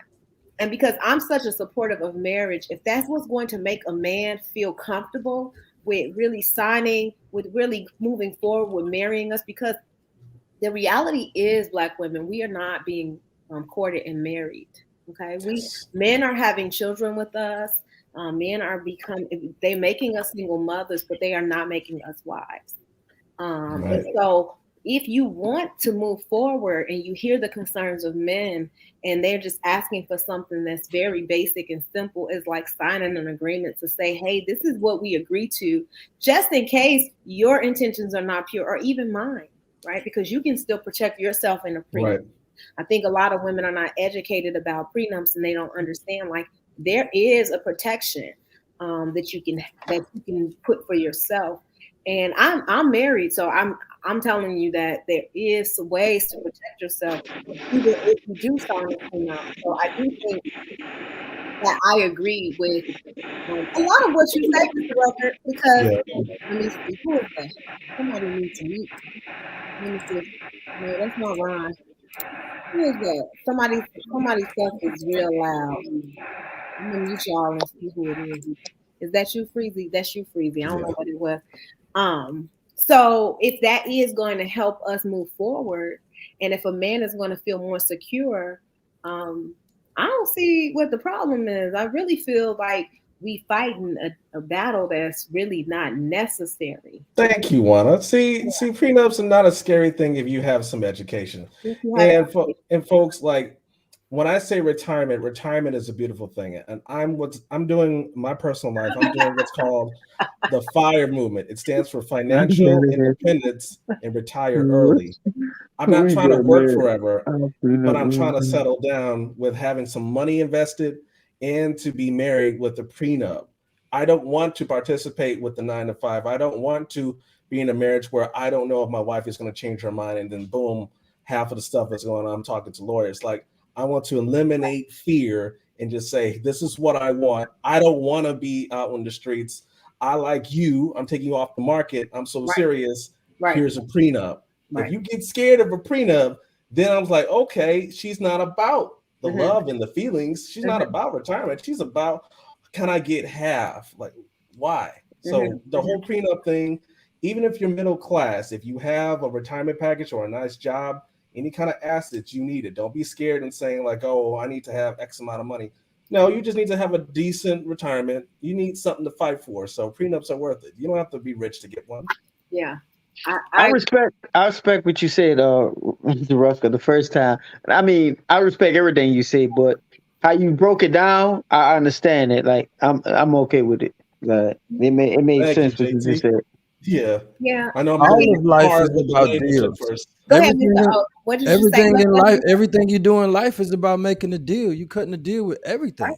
Right. It's all about getting the best deal. When you go shopping, whatever you're doing, you're trying to get the best deal for your value. And it's no different in a relationship. If you look at it like same thing with marriage. It's the same. So you gotta be mindful of that, man. Like we're overcomplicating life for the sake of having conversation. It's fun for content. But man, at the end of the day, we all know who we are and we all know what we want. And we can focus on being able to deserve what we want. Go out and get what you want. Make a deal with somebody and get old together. That's all Mr. Rucker is saying. That's all he's saying. And I mean, it's realistic. And I do think that as irritated as women may be by men wanting to date younger women, it's a reality, right? And when men find younger women desirable. We visual. Yeah, I mean, it's happened plenty of times. The Betty Broderick story where, he left his wife of whatever many years for his assistant, right? She was 20, 22 at the time. I don't even know how old she was. I mean, they ultimately died and was killed in the end. But at the end of the day, what happens is men leave their wives for their secretaries and for the younger woman all the time. So how do you make yourself more desirable, or how do you keep yourself desirable in a marriage? It's probably more of the question. And we're going to have that conversation because there is a way for women to remain desirable to their men regardless of the age, right? I don't think men are leaving their wives for the secretary. I think they're cheating with the secretary, but I don't think men are like leaving their wives. No, that was an example where he did leave the wife and married the secretary. He leaves because it's no longer peaceful in the house. Right. And then Betty Broderick killed them both. But I was just talking. So I just think, yeah, she did. She killed them both. I think both of those situations happened though. After she harassed him and I think it's more about the lack of peace in the home. When the peace go out the door, then they have to get rid of it. Some men, they may not like that she ain't cleaning like she used to. He'll step out on the side. But when it gets to be unpeaceful to come home to, where you got to take a half of Xanax just to go through the door, and she always nagging it, when it's no longer peaceful, that's when the man got to go. If you want to maintain who you are, where she's lighter than me, she's younger, if you keeping a peaceful home, you keeping it peaceful. Men want peace, and I'm tired. I agree. I was just saying statistics. Mr. Rucker converting us. You see this line? They said Mr. Rucker is converting everybody one prenup at a time. So how do you men like kind of agree that maybe a prenup will make men more comfortable and probably marrying women, right? That or take away no fault divorce. Yes. Take away no fault divorce, and I'd agree without the prenup. Well, first of all, if prenup, I mean, if your net worth is 75,000, 100, I mean, come on, man. I mean, what are we talking about here? I mean, I love but I love this comment though from Doctrine. And he said, or I don't know if it's a he or she, black men be like, I'm marrying a young woman before college. She can't get a college degree. She's signing a prenup, so she can't do nothing get nothing from me. But I only marry who set up to fail. What do y'all think about that? Because I feel like that's sarcastic though. That's like, yeah. I think he's being sarcastic. It is sarcastic, but I think, and also that's probably reality. That's probably like what back on to what Ryan was talking about, that 19-year-old. Because, like, you know, at 19-year-old, he was talking about having a baby and all that. And I thought, thinking 19-year-olds normally be in college, getting a degree at that time. So, I mean, that wouldn't make sense. So, that last comment, that person was being sarcastic. Yeah, nobody wasting time and resources like that. But here's the thing, though. Men are saying that they really don't care about you being college educated, right? They really just want to marry you when what men are saying that, Tawana? Lots of men. They say that they don't care about you being college educated. Man. They want you to be fertile and just like beautiful at your beautiful, you know, your most beautiful peak in the moment. And so then a lot of women won't really have an education, a job, and will be 100% dependent on a man. And so now she signed a prenup, so then she leaves the marriage. She has nothing, not even an education. And so he's bringing up a good point, is that really what type of woman should be signing a prenup? Is it a woman who is able to sustain herself in case the marriage fails, or is it a woman who is completely dependent on her husband and now she has to sign a prenup? And she is pretty much, if he decides that he want to be with the Betty Broderick man and he married his assistant, then you're left with nothing. I want a woman that has a skill that be able to provide something for herself. I don't want a woman that's uneducated. I'm not saying that. I'm just saying the gym membership is just as equal as the scholarship to me. They're both have weight. Now, I definitely don't want to date a lawyer or a psychology major. Yep. None of those girls is going to be like shrinking me at the house or arguing me better than I can. Like, I don't want that. But I definitely want a woman that has a degree in, like, say, accounting. Like, she can definitely be beneficial to me in these ways. There's lots of degrees in educated women that complement men, but we want peace. So a lawyer would be unpeaceful to live with. A psych major would be unpeaceful to live with. She'd be shrinking you all day. Like, you cannot live in a household with a woman like that and expect it to be peace all the time. I want peace over everything. That's how you maintain your position. What is his fake peace? Well, like when my tie is crooked, you learn that when I come through the door, put his favorite drink by his chair, give him an hour, don't say nothing. Versus, what's wrong? Why you upset today? You know we got to go here today. You know that we got to do this. No, why you acting like that? The kids need you. Give me an hour. Mr. O, what tie crooked? Give me an hour. Mr. O, what if it's that? Well, but actually, what if it's fake peace? Well, like you said, you just want peace. You don't want respect. No, that lack of respect ain't peaceful. No, listen. But it could be fake peace though. She could just be doing this to keep the peace in the house, but could have Jody coming over, have a little boyfriend, but she know she gonna give you that time, that hour that you want, just to keep the peace. So that's what I'm asking. You just want the peace, or you just said Jody? That's the same thing for me having a woman on the side that she never know about. It don't hurt her if she don't know about it. No, I understand it. That's what I'm saying. You just want the peace, though, right? Most men who have value, look, if I got a woman on the side, I don't care that she's sleeping with the pool boy. I really don't care. As long as I don't know about it. Dang, my food cooked, my meal on the table, my laundry washed, my bathroom clean, and the kids is taken care of by the time I get home. So he said she could be with the pool boy. I don't care. I don't know about it. I don't know about that one, Mr. I don't know about it. He's saying he don't know it, don't hurt him. But that happens in today's world. You used to sleep with the milkman, the cable guy, the pool guy. You could get that because he got his personal assistant and he always traveling. It ain't about sex. We together for the deal. And the deal sex is a byproduct of getting a deal. It ain't based on the sex that why we together. Now, to be honest, if we really giving each other the deal, she not sleeping with the pool boy. I'm not sleeping with my assistant because I can't wait to get home to my home of peace. I cannot wait to get there. Right. I got cameras everywhere. That's not gonna happen. If my woman's sleeping with wait, Mr. Rucker, you said you got cameras everywhere in the house. What are you? So, Yes. You watching it like that? Yeah, I don't want to say too much, but I got eyes right here. I got 4 cameras. So wait, you filming? So she knows about the cameras though. So that means she just going to the hotel and she just like she gonna do her sneaky leak. When she tell you she at the grocery store, she just gonna link up with him because you got the cameras in the house. Thanks to the iPhone, I know. If I call like, hey, where you at? Oh, well, I'm in so-and-so. Oh, really? Well, according to this, you're not. So where you at? You are funny. So you just gonna be monitoring this woman's every move, huh? Yeah, man. Thanks to technology and motion sensor cameras, it can work. And it That's does crazy. work. That's crazy.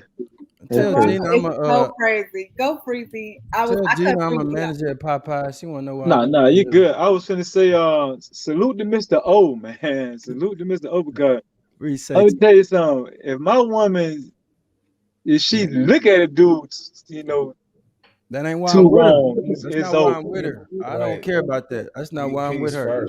He's first. That's why I'm with her because we just got to talking about body counts and stuff. So I care. But the thing is, when you focus on giving a person what they want out of life with you, what they expect from you, you don't have to worry about what they're doing with the other time. I'm occupying a space up here. So I know how my life is structured. I know when she's going to do her job or whatever, or if I got tasks for what we trying to build together. I know what she's doing with her time. And when she got free time, I'm going to occupy that too. I'm going to give specific instructions on how to go to the grocery store and shop for products by name on what aisle. I'm going to give her direct instructions and occupy all of her time. I'm going to keep it up here. So you do care about her window of complacency. So you do care about her sleeping with the pool boy. I'm just trying to get. I really don't care because if I don't find out about it and it don't embarrass me and it don't, you're gonna find out about it. You're gonna find out about it when she give you herpes. When she give you herpes, you gonna find with out. that. Not all pool boys have herpes. Well, especially if you get them young, they might be ripe. She might take the virginity. I just don't know. Well, Mr. Rucker got the thing turned on out of iPhone. He got cameras. Oh, that's crazy, man. Don't focus on the cheating. Focus on giving that person what they want out of you. And if you doing that, the cheating ain't gonna exist, man. Right. It's when you focus on what if and accusing people and always up under them, then they gonna find a reason because they not happy. It's uncomfortable. You keep watching on them cameras, You just can't keep watching them on them cameras. Yeah, motions. No, there's an app on the phone. The motion sensors, like as soon as something moves, it's like boom. I know, like what's happening. I'm the same way. You can't unlock my door without alerting my phone. I'm watching the cameras right now, and I could talk to every camera on here and talk back. I got cameras. I got cameras in the house. I just think like my camera, like for my kids and stuff like that. Trust me, I don't watch the camera to watch my woman.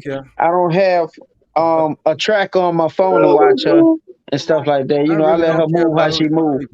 I really don't. I promise you I don't care. Any one of y'all could sleep with any of my women. I would not care. And he said any of his women. Damn, he said plural. Any one of y'all. Hey, hold up. Where you at, Mr. O? Where you at? I'm in Houston, Texas. Oh, I'm in Dallas. So, hey, look, we close. I don't want look. We too close. I don't want to sleep with none of your women. You got 60 seconds to talk to any girl that I got, and that's 60 seconds before I walk away. Wait, who in Dallas? You know it's not a problem. Walker's in Dallas. I will not get in the way of none of that. Oh, we gotta meet up, bro. We gotta meet up. Mr. O, meet up. What part? Mr. O, you feel the same way about your wife too, or you just talking about your girls? I have several women in my life right now, and they all know about each other. I don't have. I'm saying if you was married, like if you was married, I tried that, and it just doesn't work for me. But I am. I'm in my relationships. We are married in the sense of committed to each other and loyalty, and I'm understanding what you're saying now. Right, for sure. Yeah, for sure. It's a real relationships, but I just don't care about who anybody's sleeping with. I care about us getting what we want out of each other, and I don't have those problems. But if it were a situation where that y'all went out and partied one night and y'all slept together, she could still come home. I wouldn't care. I wouldn't even ask. I wouldn't ask where you been till 5 a.m. She come home and get in the bed, and I would not care. It's none of my Right. business. I'm just like that. Because you I don't ain't want with her you for the asking sex. you. Hey, let me ask I'm you not this. with no woman for what's between her legs. I'm just not Because with you for you're those not reasons. with Hey, you. Mr. You Ruckus, don't let want me. her asking you nothing too either. Right. She Look, never that's what I'm would. about to She ask. would You never. think you like you? She would Let me never. ask you this. You think you like that? Cause I used to be like that when I had a bunch of women too. But now I got one woman. I'm gonna care. I'm not gonna be sitting there. If you ain't come home at 5 o'clock, I'm gonna be wondering what the fuck up. You know. Yes. So I got married Do at that. 20 years old when I was in the Air Force, and that lasted for about 6 years on paper. And I just felt like I needed an oxygen tank the whole time. It just so Dang. wasn't me. It was not me.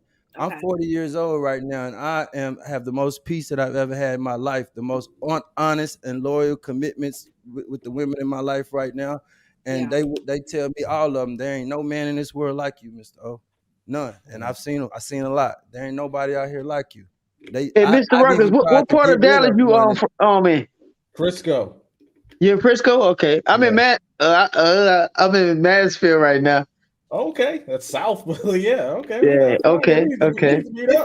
This is being recorded. Just FYI. I know. I mean, who gonna come? Who gonna pull up on me? Yeah, I I'm got just letting cameras y'all and know. tools. Before y'all give too much detail, just Yeah. let y'all know. Okay. I'm in Houston. Any y'all in It's Houston? Y'all big. You know come what though? party with Dallas me big though. anytime? Yeah, Y'all Dallas come is party really with me in big. Houston Yeah. anytime. Here's the We'll thing. have a great time. And Since we were anybody you talking see about, around me, don't ask me about no woman around me. yeah. Don't ask me. Ask her. She talk back.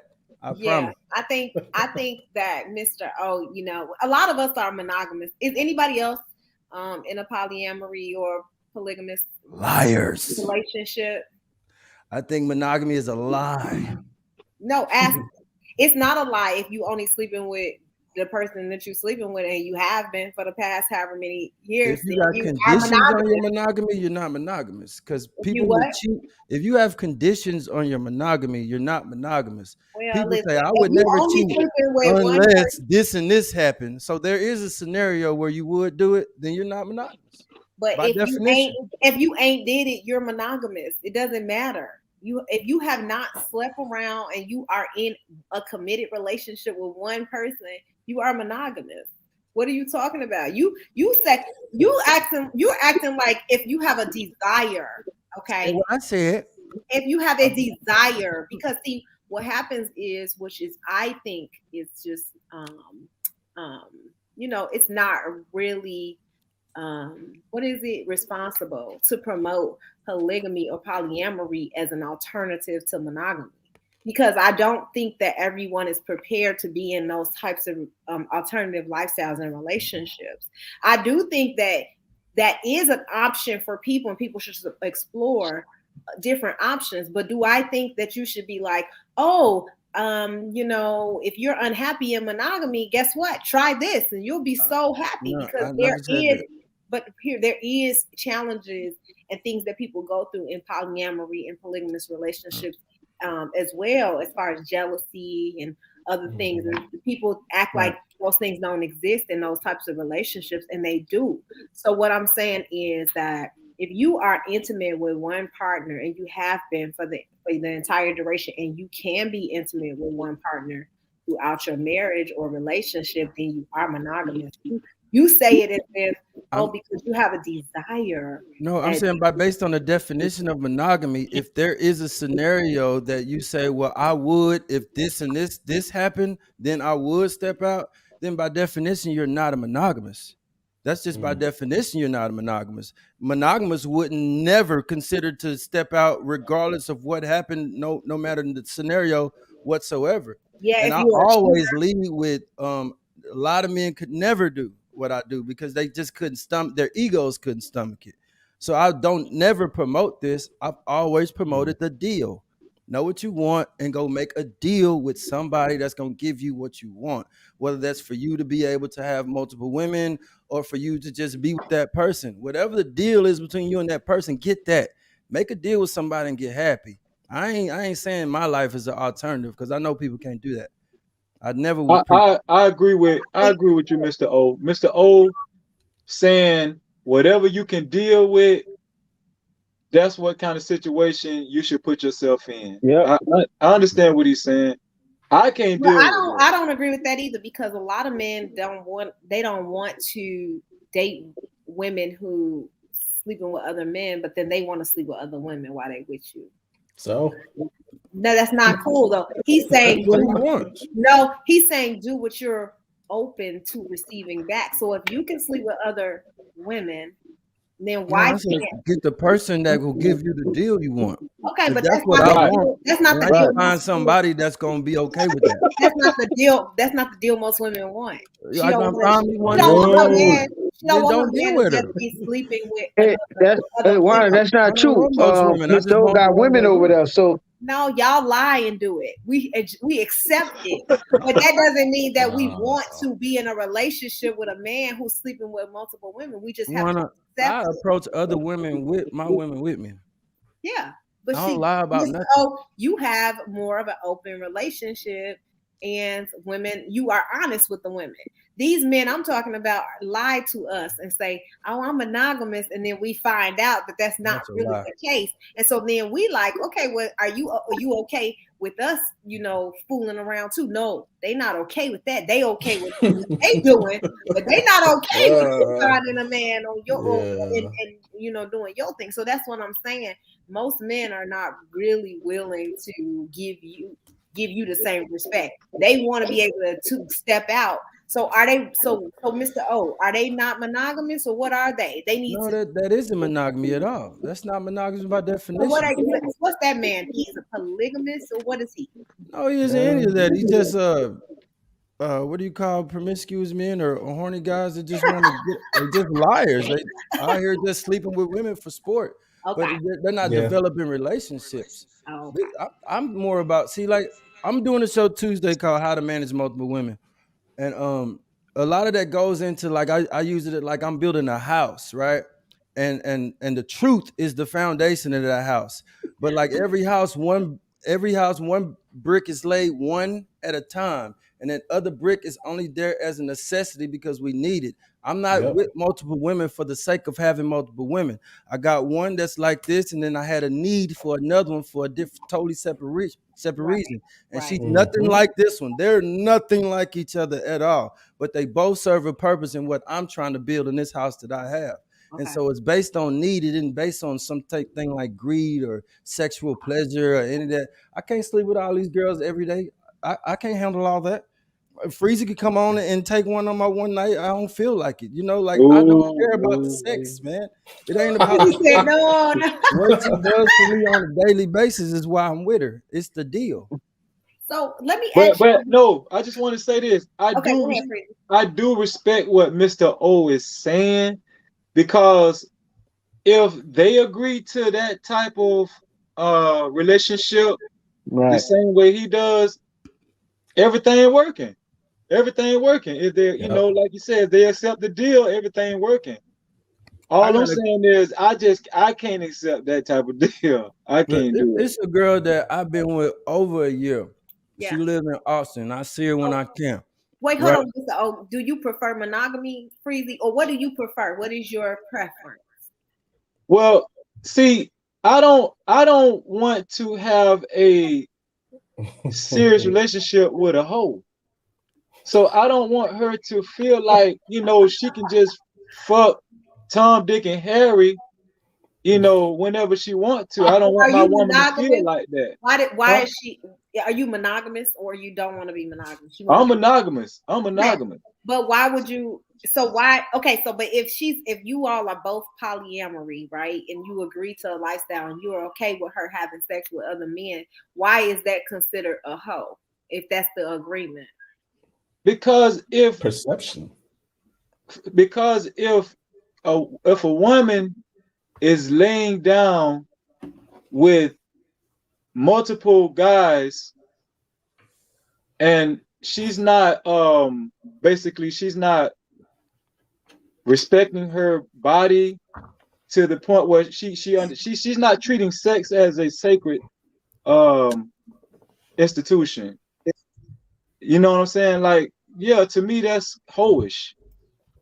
That's whorish. It's whoremongering. The misconception is that the women have freedom to sleep with somebody they will, and that's just a misconception. Thank you, Ron, for coming on the show. I appreciate you for being honest with us, even when we were being tough on you.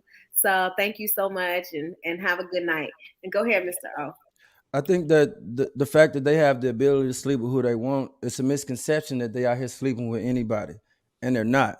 A lot of these, every one of them is can't wait to come home. They don't like partying. They don't really go to the club like that. They don't even allow men to get their attention because they so occupied with me. This girl I was telling you about in Austin, man, like there's nothing you could do to make her stop messing with me. She's seen what she's seen. She's been through a lot in her life coming up, and where she is in life, there's no other man that she wants to be in her life in the way that I'm in it. Who she sleep with when she is Austin, if she needs some, I could care less. We never talk about that. But when we together, we together. Right. And she ain't going nowhere. And I don't care what you can't make her. It's because it's based on way more than sex, man. It has nothing to do with this.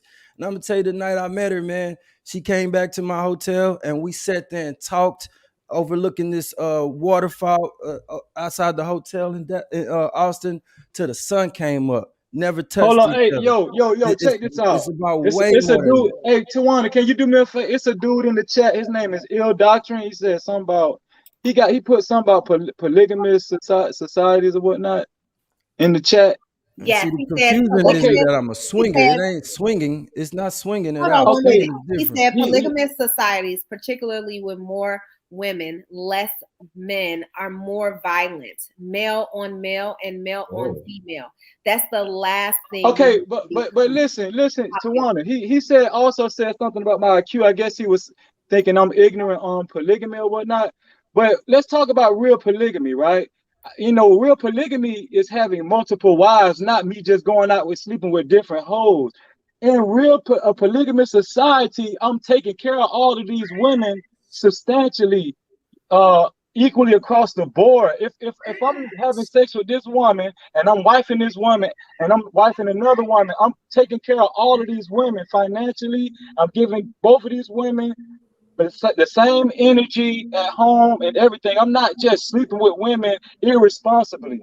I just had to speak to this dude because he might not know what real polygamy is. And that's another thing. What I want. I'm glad you cleared that up because there's so many women that I have the ability to sleep with who I want, but my women ain't gonna respect the fact that I'm sleeping with somebody who ain't bringing nothing or have no value to add to what we trying to build, and she ain't brought nothing in here. That don't even turn me on. I have this thing. This is why it confuses me when people are like trying to figure out who to be. When I get with somebody, it's so intentional to the fact that a part of my catch hand is the fact I have to get in your face as soon as possible to see if this even makes sense on both sides. I have to do this interview to where I ask these certain questions to get certain type of responses I'm looking for to see if this can even go past this, because I don't want to waste your time or mine. I can't afford to do that and get involved with somebody for months and a year and just to see if it's this. No, I know exactly what I'm looking for. Yeah. And that's what I think people to find what they want. I think people need to really investigate, do a lot of research and determine what lifestyle is appropriate for you. But I don't agree with just because you cheated in the past that you can't be monogamous and things like that. I do think that, people make mistakes and still want to be committed to one person, and it's okay to learn from your mistakes and be able to move on. But I don't think that polygamy is an alternative to you wanting to cheat. Like wanting to have an alternative lifestyle. I think that polygamy is a lifestyle that you need to investigate, research, and make sure that it's something you can accommodate, provide for. Exactly. Something that you really want. Because polygamy is not hoeing. Yeah. Polygamy is not hoeing around. That's not polygamy. Yeah, it's a lifestyle. Those women are least likely to sleep around in any of these clubs. These girls you meet at the club. Right. Exactly. Because they're happy. Yeah, I mean I don't know if I'll be happy sharing one man, but I mean, well, maybe they are, and that's on them. And I don't know what man is, equipped to just have multiple women that we can share. Like, I don't think that y'all can do it. peacefully. To be honest, I feel like I always find out, or we always know when there's somebody else involved, and we always lack something as a result. That's my opinion. Sister wives. I don't want to be your sister wife because I don't like women like that. Yeah. You know what I'm That's saying, funny. Mr. Rucker? I don't like women like that, to the point where I want to be, we cool and we share a bed and I would have a cold situation. Sharing each other, you're right. No, because actually the women don't sleep together. It's really just about. Oh, they don't?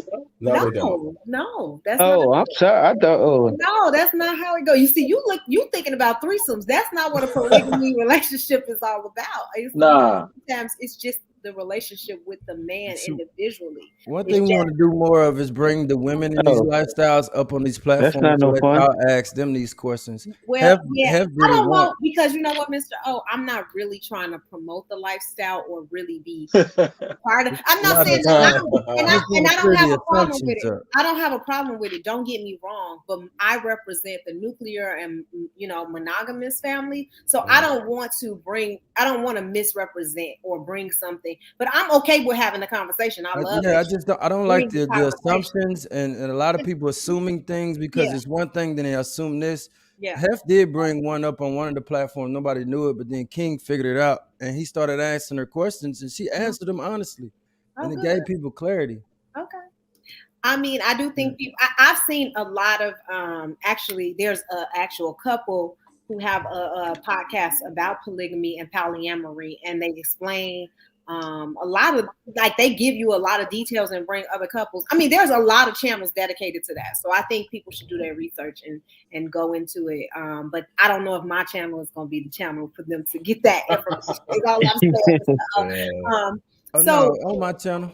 yeah, go to Mr. O. Come on, Mr. O. We're gonna have, we're gonna say your channel and direct people so they can get that information if they really want to know about the lifestyle. Let me ask y'all this though, because we were talking about settling and we were just, defining it. If you say to your partner that you settled, do you think that's like disrespectful? Like if somebody say to you like, I'm with you and I settled for you, is that disrespectful, or should women and men see that as like a realistic thing? Like, yes, that's what we all do. We settle. So a marriage is like settling down. So right. Yeah. So settling is not as bad, and it just depends on how it's said though. Mm-hmm. I choose to settle with you. Depending on how you say it.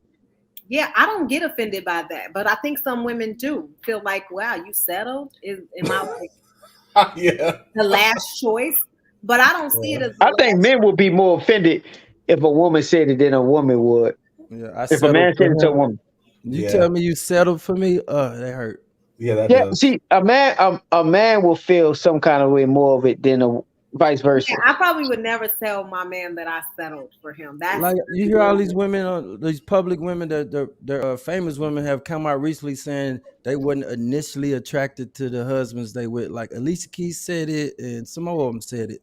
Yep. They recently said these things. I wasn't initially attracted to him, but I grew. You don't have to grow to like me or grow. Man, I don't like that. Why not? What is up with this dude? Yeah. What's up with this dude? Like nobody's agreeing with polygamy. What is this dude talking about? This dude is crazy, man. So he's responding. Dude, crazy as hell. He's responding to people in the chat because a lot of people have misconceptions about. Nah, he was mentioning my name like.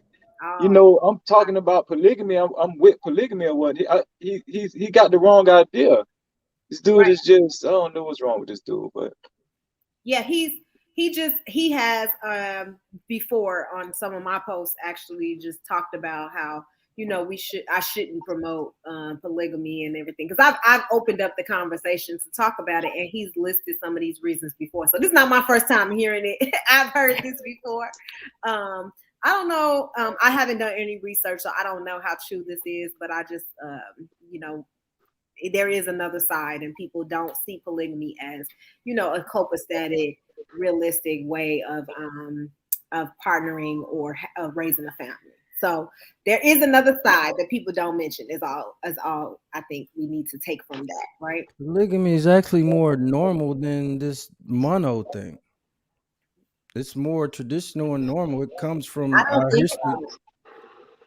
Nobody's ever I mean, been I do monogamous. think that you can be you're in the lifestyle, so obviously we can Monogamy is a newer term than the others. Like the other lifestyles have always existed. Monogamy is the newest form of relationship. I think that for you to say it's more normal is It's the the part newest that, form of relationship because now. it's Monogamy. because it's actually like illegal to have multiple wives. It's not. That's why I don't know why you would call it normal. It's not. I say it's the newest form of relationship now. Monogamy is the newest form. It hasn't always existed. No, it hasn't. And it's not illegal. Not that it hasn't always existed, but we can date back to when Monogamy started versus when people dated multiple women. Yeah, when Always. marriage between man and woman was like legal, and also it's always been illegal to have multiple wives or husbands. Since the beginning of time, men have always had multiple women that they slept with and had families with. Yeah, you're saying like Bible. And now that marriage has become an institution in the States, in the Western world, it's illegal to marry multiple women legally under one county. Yeah, that's illegal in today's world, but that's new versus how old the world is. That's the newest form. Well, I do believe that polyamory and polygamous relationships are growing in popularity. Do I think that it's more normal than having a monogamous relationship? No, because you see that more often. Here. Even if it's just a presentation. I'm not saying that people are actually monogamous, but people are marrying just one partner, and you see that more often than you see people joining with multiple partners, is all I'm saying. Yeah, you see, okay, you're right. I'm not saying that it's not something that's growing in popularity, just like sexuality and all these other things are too. But I mean, Well, the separation rates is high though. Separation rate, I mean, it's 50%, right? So there's not a lot of data on polygamy because it's illegal, right? Polygamous. No, it's not illegal. It's in not Utah. illegal. Well, in Utah. Polygamy or polyamory? Because I know that it's, Poly's the umbrella, and then we have all the stems. Right. So which one are you talking about that's not illegal? Being polyamorous isn't an illegal thing. I didn't say polyamory. I said just getting married on paper to multiple women by the state. That's illegal. That's what I'm talking. That's what I refer to. Polygamous, not polyamory, because polyamory is just being in relationship with. Yeah, I'm not trying to walk down no aisles and say no vows with nobody. So no anytime soon. Right. I'm not promoting that. Right. I'm not trying to promote something illegal. If you want to do it, go to Utah or states that allow you to do that. Is all I'm saying. I don't want people to go on here marrying multiple wives. Please don't try to do this. Please don't try to do this. Disclaimer. Please, guys. Without all the information. So y'all need to know if it's legal or not in your state. Okay. Please don't try to do this, please. It's don't try to do what, Mr. O? Don't try to do what y'all. If I'm glorifying it, I apologize. I don't want the guys. It's not about glorifying it. I don't want us. You talking about what you doing? That's what you say. Don't do what you do. Go out here and think that polyamory is the answer to a monogamous relationship. I respect that. Like everybody got their opinion. Everybody move how they want to move. I wouldn't move like that, but it just everybody tied to this. Right. Everybody entitled to do what they do. I just okay. Let's answer the question, because I think we getting down the polygamy rabbit hole. I think maybe I want to have an interview with Mr. O separately and like talk about that, and then he can bring some women to really get into it, and we can have a real conversation about it. But just basically, if you're talking about settling, if you tell your partner that you settle, is that disrespectful? I want to know, Mr. Rucker, what you were saying, because you laughed at it kind of. Yeah, that's disrespectful. Yeah, because most of the time I hear the word settle, especially coming from women, like the tone and the volume of that word, like, well, I settle for you. It's like it's an argument. And it's like it's weaponized. You might as well call me like everything out of the book. Settle means that I was your last choice. I was a scrap. I was just like, well, maybe you were just a check for me, and I just settled with you. It's like, damn, I wasn't your first choice. I wasn't like your everything. I was like, oh no, you were just a good option at the time. That's very insulting to men to hear that. It's like, so women shouldn't be insulted if a man says that he settled? Yeah, I think the word settle means is that like you're talking about that person. Like the whole concept of marriage is like settling down, totally different, and it's a beautiful thing. But if you said I'm settling for you, and specifically you, just like, hey, I settled for you, that's very insulting. You might as well say you ain't shit, and like I didn't want to die alone. Yeah, I do think that can make people feel like you are trying to diminish, like, oh well, you was my only option at this point, so now I'm with you. Yeah, it sounds pathetic. It's like, damn, settle. Well, you just called marriage retirement, so I feel like it is retirement. No, it's like I'm retiring because it's like there's nothing else to do. I already accomplished everything in my single life. I'm retiring, and you retire from your single life. That's the only thing you're doing when you're married. Yeah. But you have a lot of more opportunity to me when you're married. I mean, well, as single too, but it just changes, you know. Yeah, but if you tell your spouse like I settled for you, I understand what he's saying. Some people when they retire, they happy still. I guess we look at it from okay, if you retire, then you upset, like, or it's a bad thing. I guess. Why would you go in a marriage upset? It's like, oh, okay, I'm angry. Let me. A lot of men are unhappy in marriage, as you can see. That's kind of brought it up. It's supposed to be the opposite. A lot of women is unhappy as well. So I mean, it's a balance of what the man not doing or what the woman not doing in a relationship, or vice versa.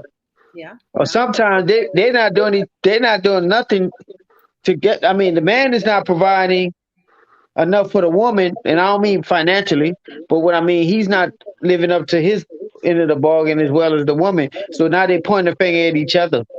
So that happens a lot too in relationships. That gets old real quick, and then that's when that settle word comes out. Like, see, I know I should have picked so and so, but I settled for your ass. It's like, damn, that hurts. That shuts up a lot of conversations. It's like, well, I don't think. See that word settled on that word settled don't bother me like that.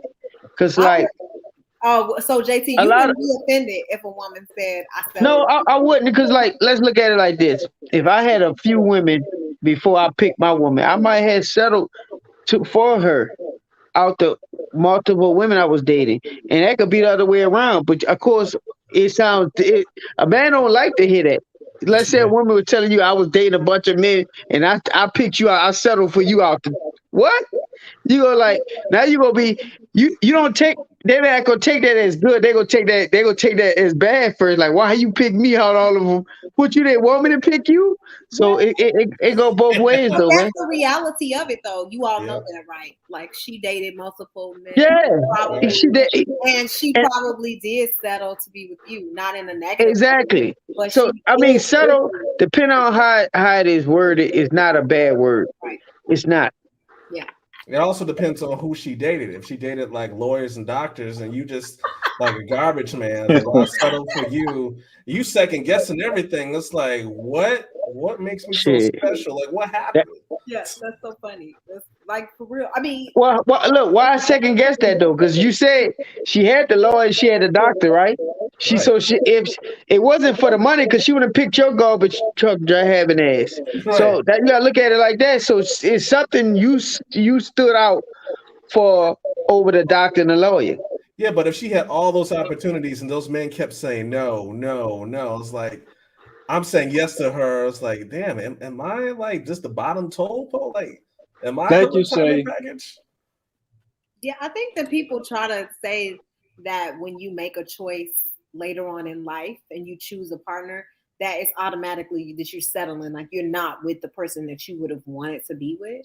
And I really don't understand. I mean, I think regardless of who you decide to settle with, I guess to them ultimately, especially after a certain age, right, that you're just with whoever is available in the moment. You're not really with the person that you truly desire. And so people automatically look at whoever you decide to be with over the age of whatever, right? After your peak age years, that you just settled. So that's what people. I agree with Mr. Rucker. Settling down is different from telling me you settled for me. You tell me you settled for me, it means I wasn't what you really wanted. You know what I'm saying? That's how I'm gonna take it.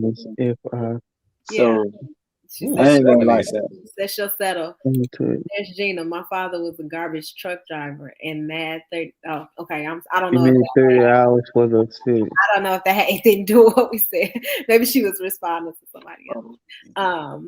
I think we can wrap this up and like talk about final thoughts on settling and what you guys think, because I feel like for me, I learned a lot from the men as far as, just kind of what your expectations are, what's more desirable to men, and I don't necessarily think that only younger women are desirable to men, but somebody made a good point about just how baggage can affect how desirable men are to women and vice versa. And women are also, who's desirable to women at a certain age, because I don't agree with Ron that a woman at 19 is going to be interested in a 40-year-old man or even a man that's that much older in a long-term make me a wife type of way, not in this day and age, just because life expectancy is totally different.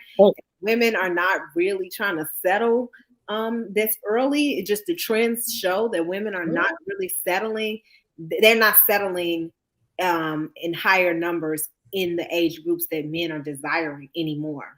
So you guys really don't have a choice but to be with women in the 30s who want to settle. I mean, yeah, be with older women, because like you said, the women, the 19-year-old, they're not mature enough. They want to.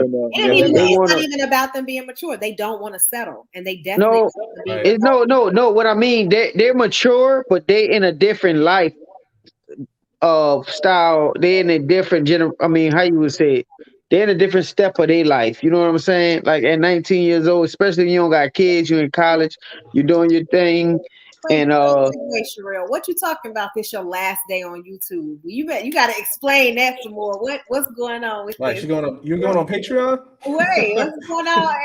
Sherelle, explain that. IG? Okay, yeah, Sherelle is like, She said, I wish you much success. Where are you going? Wait, you need to explain before you get that sounds harsh. Tell her just don't unsubscribe. That's all. Yeah, no, she needs to, no, I won't. I actually like when she's in the chat and she's giving her, opinion. It's pretty, yes, yeah. Yeah, you know what, Sherelle, I would love to hear why you getting off of YouTube. She probably was saying it sarcasm with a heart on it, though. No. We'll make sure, JT. Don't you? Look. Yeah, I want to know. Look, we got to hope for the positive. She probably was joking. I got to hope for it. I swear, because I'm like, maybe she changed her name. Is like she's the one who's always active and always giving.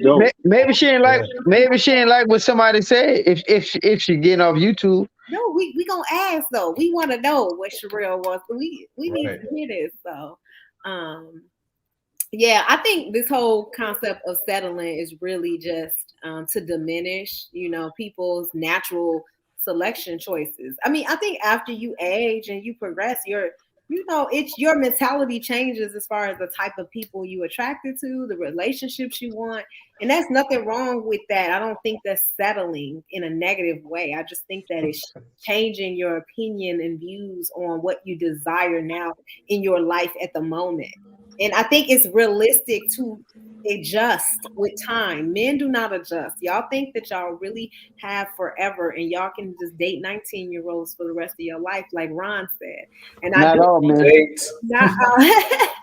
do think that you need to adjust with times, and you need to be like, hey, I'm 30 now. Maybe I should be looking at men of a different age or women of a different age group, right? Because I want to be serious and I want to have a partner that have commonality with. So, I do agree with that, but what are your guys' final thoughts on settling and relationships? And we can start with whoever. I think that people should focus more on who they are and figure out who they are, and then go be able to demand what you want from the world. Like, you can get what you want as long as you have proven to the world that you deserve it. Go out and do the work and figure out who you are. You don't have to settle. You can get what you want. Mr. O, tell them like what can they do to focus on themselves? What what can you do, like specifically, that can help you focus on yourself? So it's everybody's journey, right? And with experience, you get out here and acquiring wisdom, and the wisdom is gonna allow you to be able to discern the difference between what's worthy of your time and what's not. So I can't tell somebody what to choose and what not to. I can just say work on your wisdom and discernment skill, and you'll be able to choose what's for you and what's not for you. And when you have put in the work to reach a certain level in life, most people who've underachieved in life will have to settle because they haven't achieved a certain level of success to go out into the world and demand what they want. But if you got going out into the world and proving yourself to be worthy of where you are, then you can really have your choice. You just got to be able to go out there and be wise enough to make the decisions on where to invest your time and resources. My advice is, don't know what's your core values. What do you value the most? Whatever you value the most, don't just settle. Don't sell yourself short. Whatever you value the most in somebody, if it's it don't got we always base stuff on financial, but it's a lot of more qualities in people than just finances. Like somebody respecting you, cooperation, all of that stuff. Don't just settle just because you might be somebody. You might settle for all those other qualities just because this girl got a big booty or she look good or something. So you're gonna allow this person to disrespect you because she look good and all the other fellas in the neighborhood wanted to. No, don't settle. You know what I'm saying? Be a man, be a woman, and know your core values. And if you do settle, and if you sell yourself short, you're going to get divorced. It's going to be the worst mistake in your life. So don't settle, by all means. All right. Hey, listen, y'all better listen to Freezy. So before JT and Mr. Rucker, Sherelle is on the line. I want to hear, Sherelle, what's going on with you, girl? How you leaving YouTube? What's going on? I just in the beginning of the year I always set goals. The truck been in the shop, so I haven't really been able to drive, so I've been on a lot. But I just got some stuff that I need to do, so I have to buckle down and get it done. So I'm not gonna be able to be that active. I'm not disappearing forever. Even I'll probably be able to, the schedule that I'm going to be on, I'll probably be able to watch the shows like after they end, but I know I won't be making it to the live streams. But I wanted to let y'all know so y'all don't think I'm not unsubscribing. I'm going to still watch, and I'm gonna be leaving comments, after the show, but I won't be able to make the live streams because just like the plans that I have and the goals that I have set, that I'm about to I'm gonna have to buckle down, and I'm kind of gonna be really zoned into that. So good. Take the space that you need, but also we don't want to completely have you go away forever. But since you own the channel, I want to hear your thoughts about settling and what you like, your final thoughts, since you're not gonna be on. Yeah, final. Y'all. I would never leave y'all forever. I really love y'all. Like even Mr. Rucker sometimes. You know what I'm saying? JT from my city, Freezy my guy, Mr. O, Wanda, you the queen. You know what I'm saying? So it's like I love y'all. Ill Doctrine is my favorite, so y'all don't go too hard on him in the chat. My twin, Loverboy Linsky, everybody. I love everybody, so I'm definitely not leaving forever. Y'all really are like an extended family. Yeah. But settling, don't settle, because I feel like sometimes when people settle, that's kind of how situations end up bad, because you're literally sitting there putting yourself in a position to you dealing with something you don't deserve. It's like taking a job when you have a degree in finance and you work at McDonald's. Nothing in your spirit is ever going to make you feel like it. Exactly. Now, don't get me wrong, McDonald's might be the only people that want to hire you right now, but the moment some finance company call you and be like, or some bank call you and be like, I got a job for you, you're going to be up. And McDonald's going to feel play because they need somebody to cover their shift. Yep. So I don't think, what I'm saying, don't settle, but be realistic. I don't think people necessarily settle. I think that sometimes we have an inflated ego and we feel like we're entitled to the world, especially women. I'm a woman, so I deserve Prince Charming. I'm waiting on somebody to come get me out the balcony. I'm about to let my hair down. Like, girl, you have 5 inches. Nobody's climbing. Okay? So it's like, sometimes we just automatically feel like we deserve the world. And that's not it. So just understand yourself, understand what you are worth, and understand what you deserve. And sometimes you don't deserve the world, because you don't deserve to be nothing that you didn't put in the work for. Like, we may want money like Jeff Bezos, but did we have the genius mind to come up with Amazon? Did we put in the work to build that company? So why do we expect to have this man's money or his lifestyle? So it's like, what are you actually working towards? Everything that you are willing to work for, that's what you deserve. You don't deserve no more than that. If you're not a computer brain nerd and you came up with Apple, you don't get the recognition as Steve Jobs. If you are not the president of the United States, you're not going to get the respect like that. So just that's all it is. Like, understand your worth, who you are, and what you deserve. Right. And that sometimes may be less than what you think you deserve. You don't deserve everything just because you was born.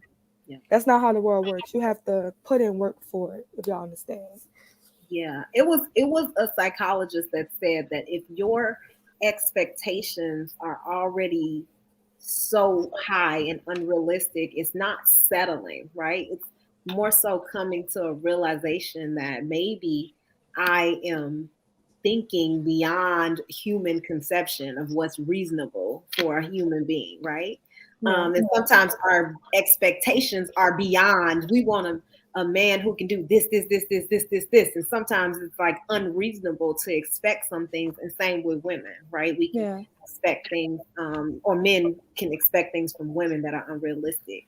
Right. But go ahead, Mr. Go ahead. Wait, I want to say it because women sometimes they just want to be like, okay, I turned 18. I'm ready to get married. I want a millionaire, but I want to work and I want to run my household. But I want this millionaire and I want him to love me and I want him ever look at another woman ever in life. And this is how it's gonna go. Deal with my attitude.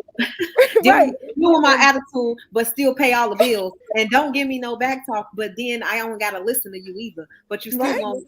Like what? And men want a woman that's loyal, but he want her to be a virgin, but he want her to be a freak, but he don't want her to have kids, but he want her to be a good mother. You be like, and she gotta have the perfect figure, no matter how old she gets, she better always look 18, 19. What the age was 19. So she could be 50, but she better look 19.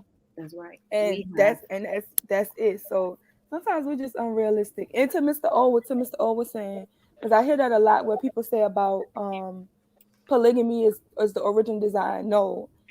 What history tells you is that people who have power usually abuse it. So no, the original design wasn't for people to be polygamous. God made one wife for Adam. And Adam was the first man. He could have got anything that God wanted, actually, because God gave him everything before he lost it. At the end of the day, God made him one wife. And even when his one wife messed up, he wasn't able to get rid of Eve and get another wife or another second, third, fourth, fifth wife. He could have just been like, okay, get rid of Eve. No, because a man leaves his mother and his father and he clings to his one wife. But men have power, men have strength, and men have abused the power over years and years and years and years and years. Just like slavery. Slavery is not right. When you look at the conditions that people have to be under on slavery, it's not right. It doesn't mean that it doesn't go on. It doesn't mean that people haven't abused their power and made other people, marginalized groups of people, build societies that they get to capitalize off. That's still bullshit. It happened in the Bible. It's still bullshit. Even when Saul became the first king of Israel, God never intended for anybody to be kings. He told Saul, y'all can be kings. I'm going to watch Israel. Since y'all want to be like everybody else so much, I'm going to watch y'all destroy yourselves because y'all want a king. And every king that came, pretty much all of them were ass. All of them was shit. And not to mention, they was having all of these wives and everything else. And guess what? David's son wanted to kill him. David's son also raped his own daughter, his own sister. That's what was going on. You were destroying nations because you wasn't even able to be a father to your children because you wanted to have a baby by every woman that you saw that you was attracted to. They were led by lust, not actual structure of what's supposed to be going on. That's more Old Testament and more New Testament. It'll break down. This is what I was trying to tell your doctrine. This is what I was trying to tell your doctrine. True polygamy is, if you're going to get multiple wives, you need to be able to be attentive to each and every wife you have. Right. Take care of them the same way across the board. Right. It's not whoredom. And I didn't say that, Sherelle. I didn't say that it's more the first or whatever you said. You said beginning of time, but the beginning of time. You assume that because I said that monogamy is the newest form, but since the beginning of time, people have had multiple women. That's just that's more natural than it is to be monogamous. It's more normal and natural for men who have power to have multiple women. That's the more common thing throughout history. I didn't say it was right or wrong or first or last. I didn't say should Okay. be none of I see that. what you're saying. Right. That men have had And multiple she said women. that herself. She I see what you're saying. just puts it into damnation, but she said No, it I'm not herself. saying it's damnation, but I'm saying like just because they do it doesn't mean it's correct. Just like, and a lot of times, because I'm gonna tell you, there's a lot of times men get up here and feel like, oh, well, certain women shouldn't have freedoms. Understand the fight that we are doing in America. Don't get me wrong, there are women in America who are abusing their freedom, but what? Because they're choosing to have sex when they want to. That's the worst thing that you see women in America doing, is saying that I want to have sex with who I want to have sex with. You are saying that when there are women around the world who can't walk outside without a man, who are being murdered just for being a woman. Like there are women being brutalized everywhere else because they don't have the freedoms, breaking their necks. People break their necks and die trying to get to America because of the freedom here. Don't play with people's freedom, because guess what? Not too long ago, nobody of color had freedom, and you didn't like that because it was somebody being able to tell you what to do, when to do, and how to do it, and you didn't like that. That's why your ancestors fought so hard and died so hard to get y'all to where y'all are. So when y'all keep on talking about women don't need freedom, they got too much freedom, that's BS. The world ain't gonna be good until everybody got freedom. Doesn't mean you don't deserve consequences for your actions. Everybody deserves consequences for their actions, but God gave us free will. But they got humans around this world that feel like they get to take the free will that God gave you. God that created the entire universe who has actually the power to take your free will away. There are humans who feel like they're God, who want to take other people's free will away. Yeah, that's BS. Look, Mr. Odie, he didn't get off with the line. He couldn't even handle it. Now he'll be back. But let's welcome Miss Lucky Marie. Hi, Lucky. Hey y'all. Sorry if y'all hear my dog. He is in trouble, so he outside barking. That's okay. We can't. I can't hear him. So he's okay. So quiet. So go ahead. Give us your thoughts, Miss Lucky. What is it? Should we settle? Yeah, we were talking about that. We were wrapping up our final thoughts, but I was in and out. Yeah, we were just talking about the idea of settling and what you think about settling, but wrapping up your final thoughts on should you settle? No, you should not settle. Like I said in the comments, you should not settle unless you're ugly. Damn. But I think that you should have, like you said a minute ago, realistic standards. So I think that if you are in a lane where your options are baby daddies and baby mamas on average, then you have to be realistic with your option. Pick the best of the best. If people in your lane are mostly obese, you just have to pick. I mean, I'm just saying some people can only get fat women. Okay. Right. So, and vice versa. Gotta pick the best of the best, right? Mm-hmm. Right. I think that you can't, I don't think that it's realistic to shoot for something that looks better than what you can get and then get upset when they too want something that you can't live up to. So I would say it's only settling if it's something that you are not qualified to get. So then you start to think what's on your realistic lane is called settling. So I think if you can put up what you bring and what quality of a person you are, and that matches up to something else or someone else, then that's kind of like realistic. So yeah, that's what I think. Ooh, that's spicy. I want to, you know what? I want to ask you a follow-up, but I'm gonna let Mr. Rucker. No, actually, I'm gonna ask you, Lucky. So, Lucky, if let me just. I don't even want. I want to. I'll just use myself. I'm not gonna use a random. If I was like, okay, if I wasn't married, right? Whatever. I'm married, so I already got my man. But let's say I was not married and I was looking for a man. What would you tell me, like, at this point in your life, this is the type of man you should be with, right? Like, what would you say to me at my age and how I look and how I present?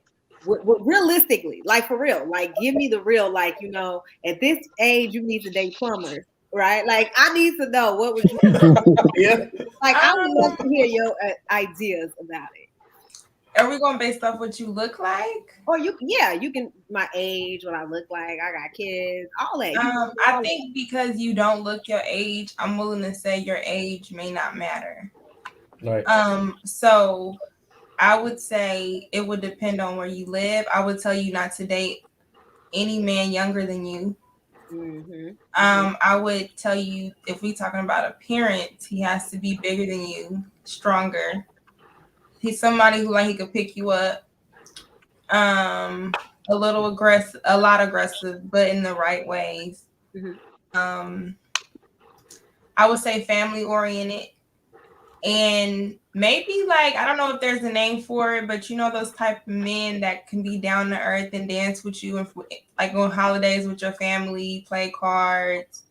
That type of round the way guy. Like a family oriented type of man. Yeah, not too antisocial. You might get him drunk one time and get some good memories. You know what I'm saying? But maybe not no more. You know what, Lucky? We gonna have you back so you can have some women come on here and then you can tell them okay, yeah, this is where you need to. That's what you should tell women. I feel like you should. Yeah, he needs to be more dominant than you because you give me a vibe that you might do this a little bit. And if he don't know how to make you be quiet, you might walk over him just a little bit too much. I wouldn't even marry a man that I would walk over because I need to give you that Ike Turner. I don't want to marry a man that I can walk over because that'll be after a month. I'll be like, you let me walk over you? That's too a month. I'm gonna just use you for your money. Right. I can't marry him. But that just can't happen. What are some things some of y'all on the panel you feel like is just you would never settle for? You can't settle. Dirty draws, nasty tea. Well, that fall under hygiene though, poor hygiene, because dirty jaws, all that. Yeah, I just had to be specific. She's like, look, that's my thing. Mm-hmm. I can't be with a man who doesn't know how to dress, or he has to be open to let me dress him. One of the two. At this point, I feel like a man that's not financially stable at all, I can't do it. A man who don't live on his own, I can't. At a certain age, shouldn't that be expected? But that's Lucky. But it's not. Listen, it's not. We gotta put that on the table. He has to be in the Yes, it's sad. Yes. So a man, right? I can't do that. A man who obviously, right. I see what she's saying though, because you could have a man that's staying with his mama. Yeah, you can. I mean, they out here in these streets. 45 and 50. I don't like no meddling mama either. So, I mean, to me, that's more my expectations. Obviously, hygiene is huge because I'm not gonna date a man who got bad hygiene. That's just, right. I mean, I'm just not gonna do it. I'm not about to wash you up. What is wrong with you? You gotta be able to do that yourself. But I'm a very clean person, so I can clean up, behind you. That's kind of fine. If you're not the most organized, okay, that's not a deal breaker for me. But if you're very ignorant and loud, I can't. And I don't like men that talk a lot. That's say, you know what I'm saying? After every few words. I don't like the pimpish type man. You know what I'm saying? The men Hold on, Lucky. Because people from New Orleans, we say you heard me a lot. So I guess they're saying you know what I'm saying? After I just said it, they be you heard me. That's just something you say. Some people yeah, I heard what you said, but that's just how we talk. I know, but in Chicago, they say, you know what I'm saying? We don't like that. I don't like that either. I don't like it either. Any of those terms after every few words, I just can't. Yeah. I just can't. Yeah. We cannot go on. I can't take you nowhere. Don't order nothing in public. Just be quiet. Remember, on a family that prays? Would you tell your man that? Would you tell him be quiet? Huh? Would you tell him be quiet like that? Yeah. Damn, yeah. So you would tell the man to be quiet, not just think it. If it's somewhere, if suit and tie, and babe, just please, just don't. You would don't embarrass me. Yeah, don't say that, please. That's not. What about you, Sherelle? Is Sherelle still online? Yeah, she's still That's funny though. So what's the question? Is there anything that you absolutely will not settle for, just out the question? A man with buku kids and baby mamas, unruly baby mamas. Unruly baby mamas. That's a good one. Unruly No, baby mamas. that's a good one, actually. JT know So- New Orleans baby mamas, they be hard up. They be hard up. Hey, Well, I'm LA too. gonna kick it off. I'm gonna kick it off for the fellas. I'm gonna kick it off myself. Okay, go ahead. Because I still Stank. need JT and Mr. Rucker to tell me their final thoughts on settling too. But go ahead, Freezy. Stank breath. Halitosis, like just stank breath. You can't get rid of it. You I can't get deal rid with of that. it. It's probably a bad dead. tooth. Yeah, it's probably a bad tooth. Yeah, gingivitis. I can always Yeah, tell all when that. gingivitis- I can always tell when their gums look super inflamed around the smile. Don't do it.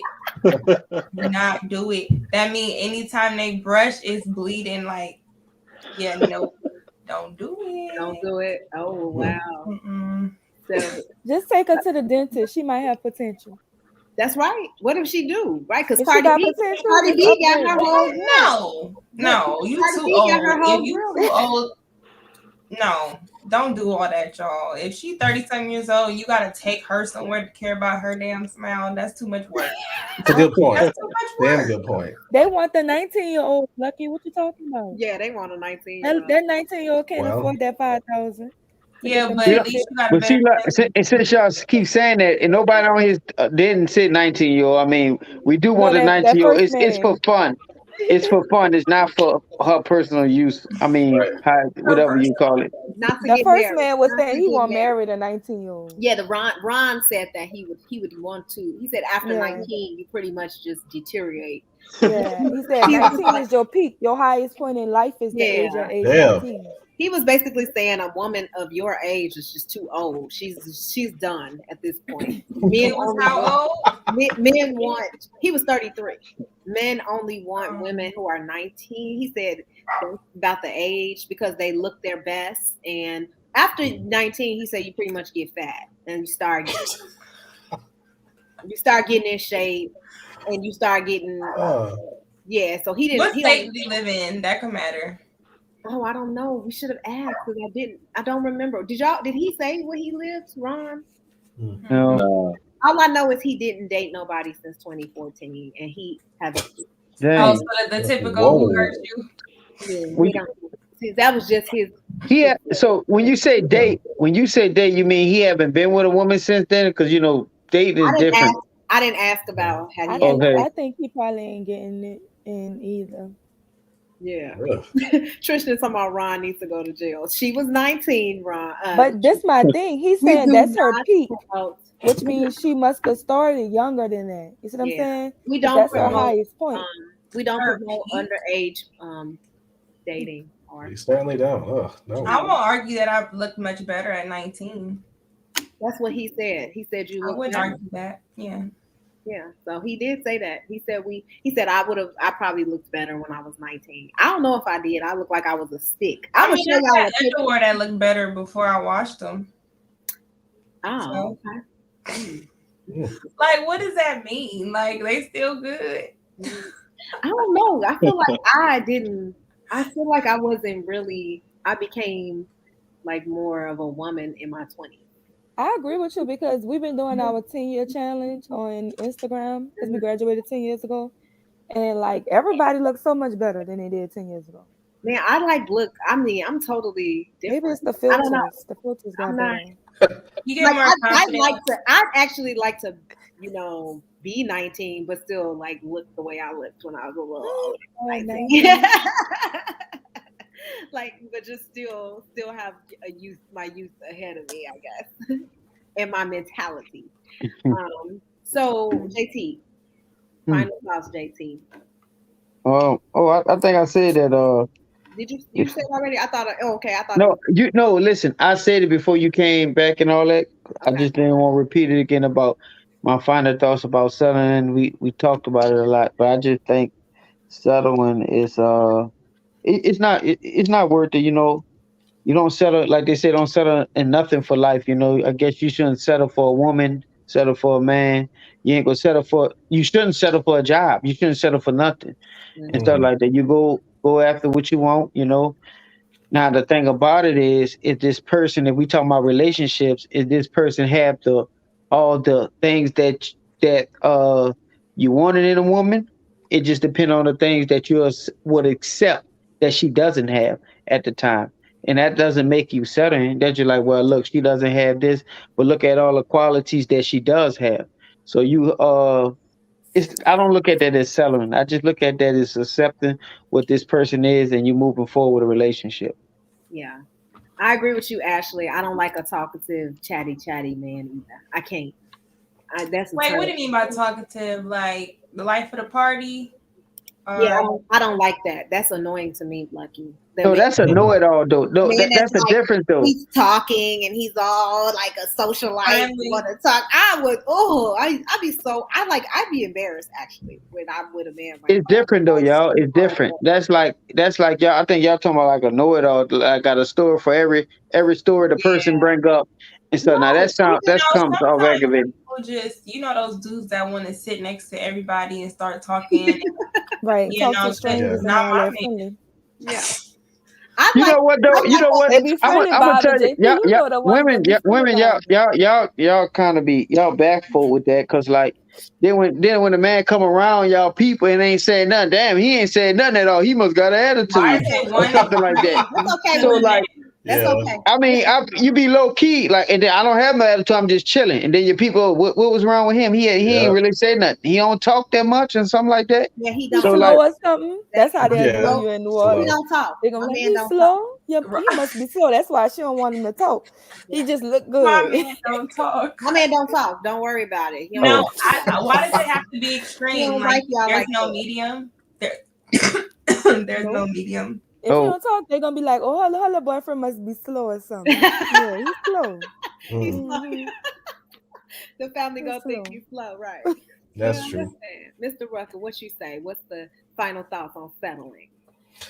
Well, to give you a little disclosure, I have 2 jobs and they're both finance related. So it comes down to I'm obsessed with being independent from everybody and everything. That is my goal.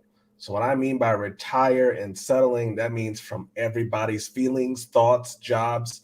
I don't care what anybody has to say, and there's nothing that you can do about it. I'm so financially independent that my wife can't tell me anything. I don't have an employer. I don't have friends, family to tell me anything. You borrow money from me, and I settle for not being told what to do by whole society. So because of my both jobs, it's finance related, my settling is only down to goals that I want. I want to not be part of society if I don't want to, and I have the funds to do so. So if my wife wants to leave me, cool. Remember what you signed, prenup. I settled with you. You change your mind. There's nothing you can do. You can't take what I built. You can't take this house because it's in my name. These cars in my name. There's nothing you can do about it. So only thing I'm selling for is my financial goals so I can do whatever I want and have a free mind. So anybody that's trying to have that attitude, look up the FIRE movement. It stands for financially independent, retire early.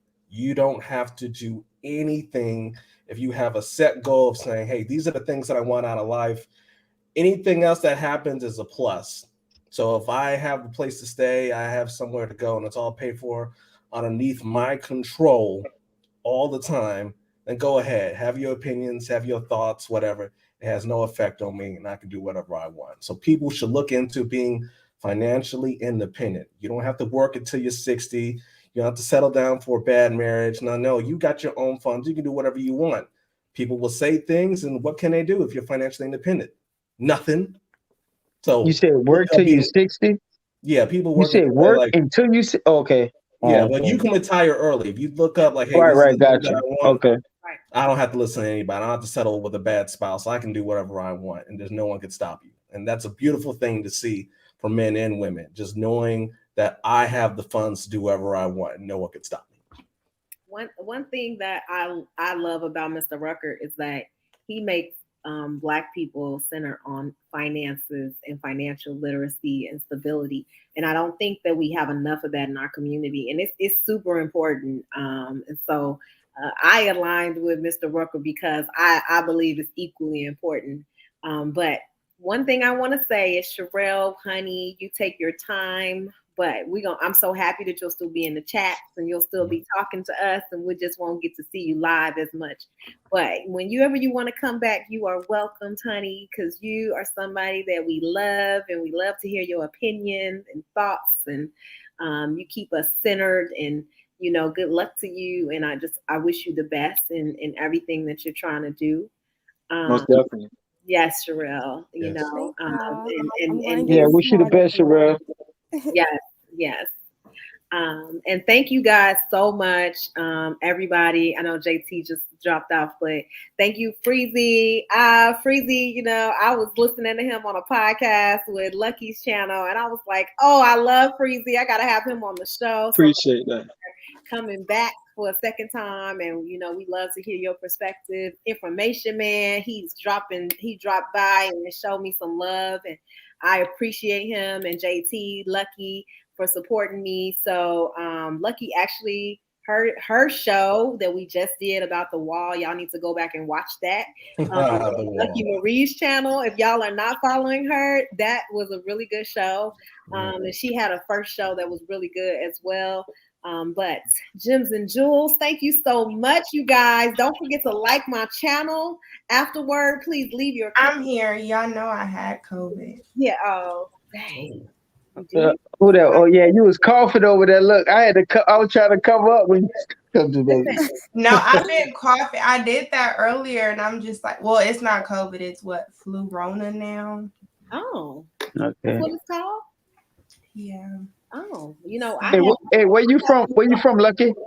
Where you from? I'm from South Central LA. I live in Okay. But she lives in Vegas now. She lives in Vegas. All right. JT, you from uptown or downtown? Downtown. Seven Wall. Ninth Wall. Across the canal. I'm from the Florida. All right. Yeah. Yeah, JT will be back. Y'all love JT, Mr. Rucker, Freezy. Anytime you want to come on the show, you are welcome. Love you. Sure. Love you, Lucky. Thank you guys so much for joining. Don't forget to subscribe if you have not already. Like this video and comment afterward. That is very important because the comments, help people find me later and, find this video. So I appreciate y'all. Thank y'all so much. Y'all have a good night. Go to work.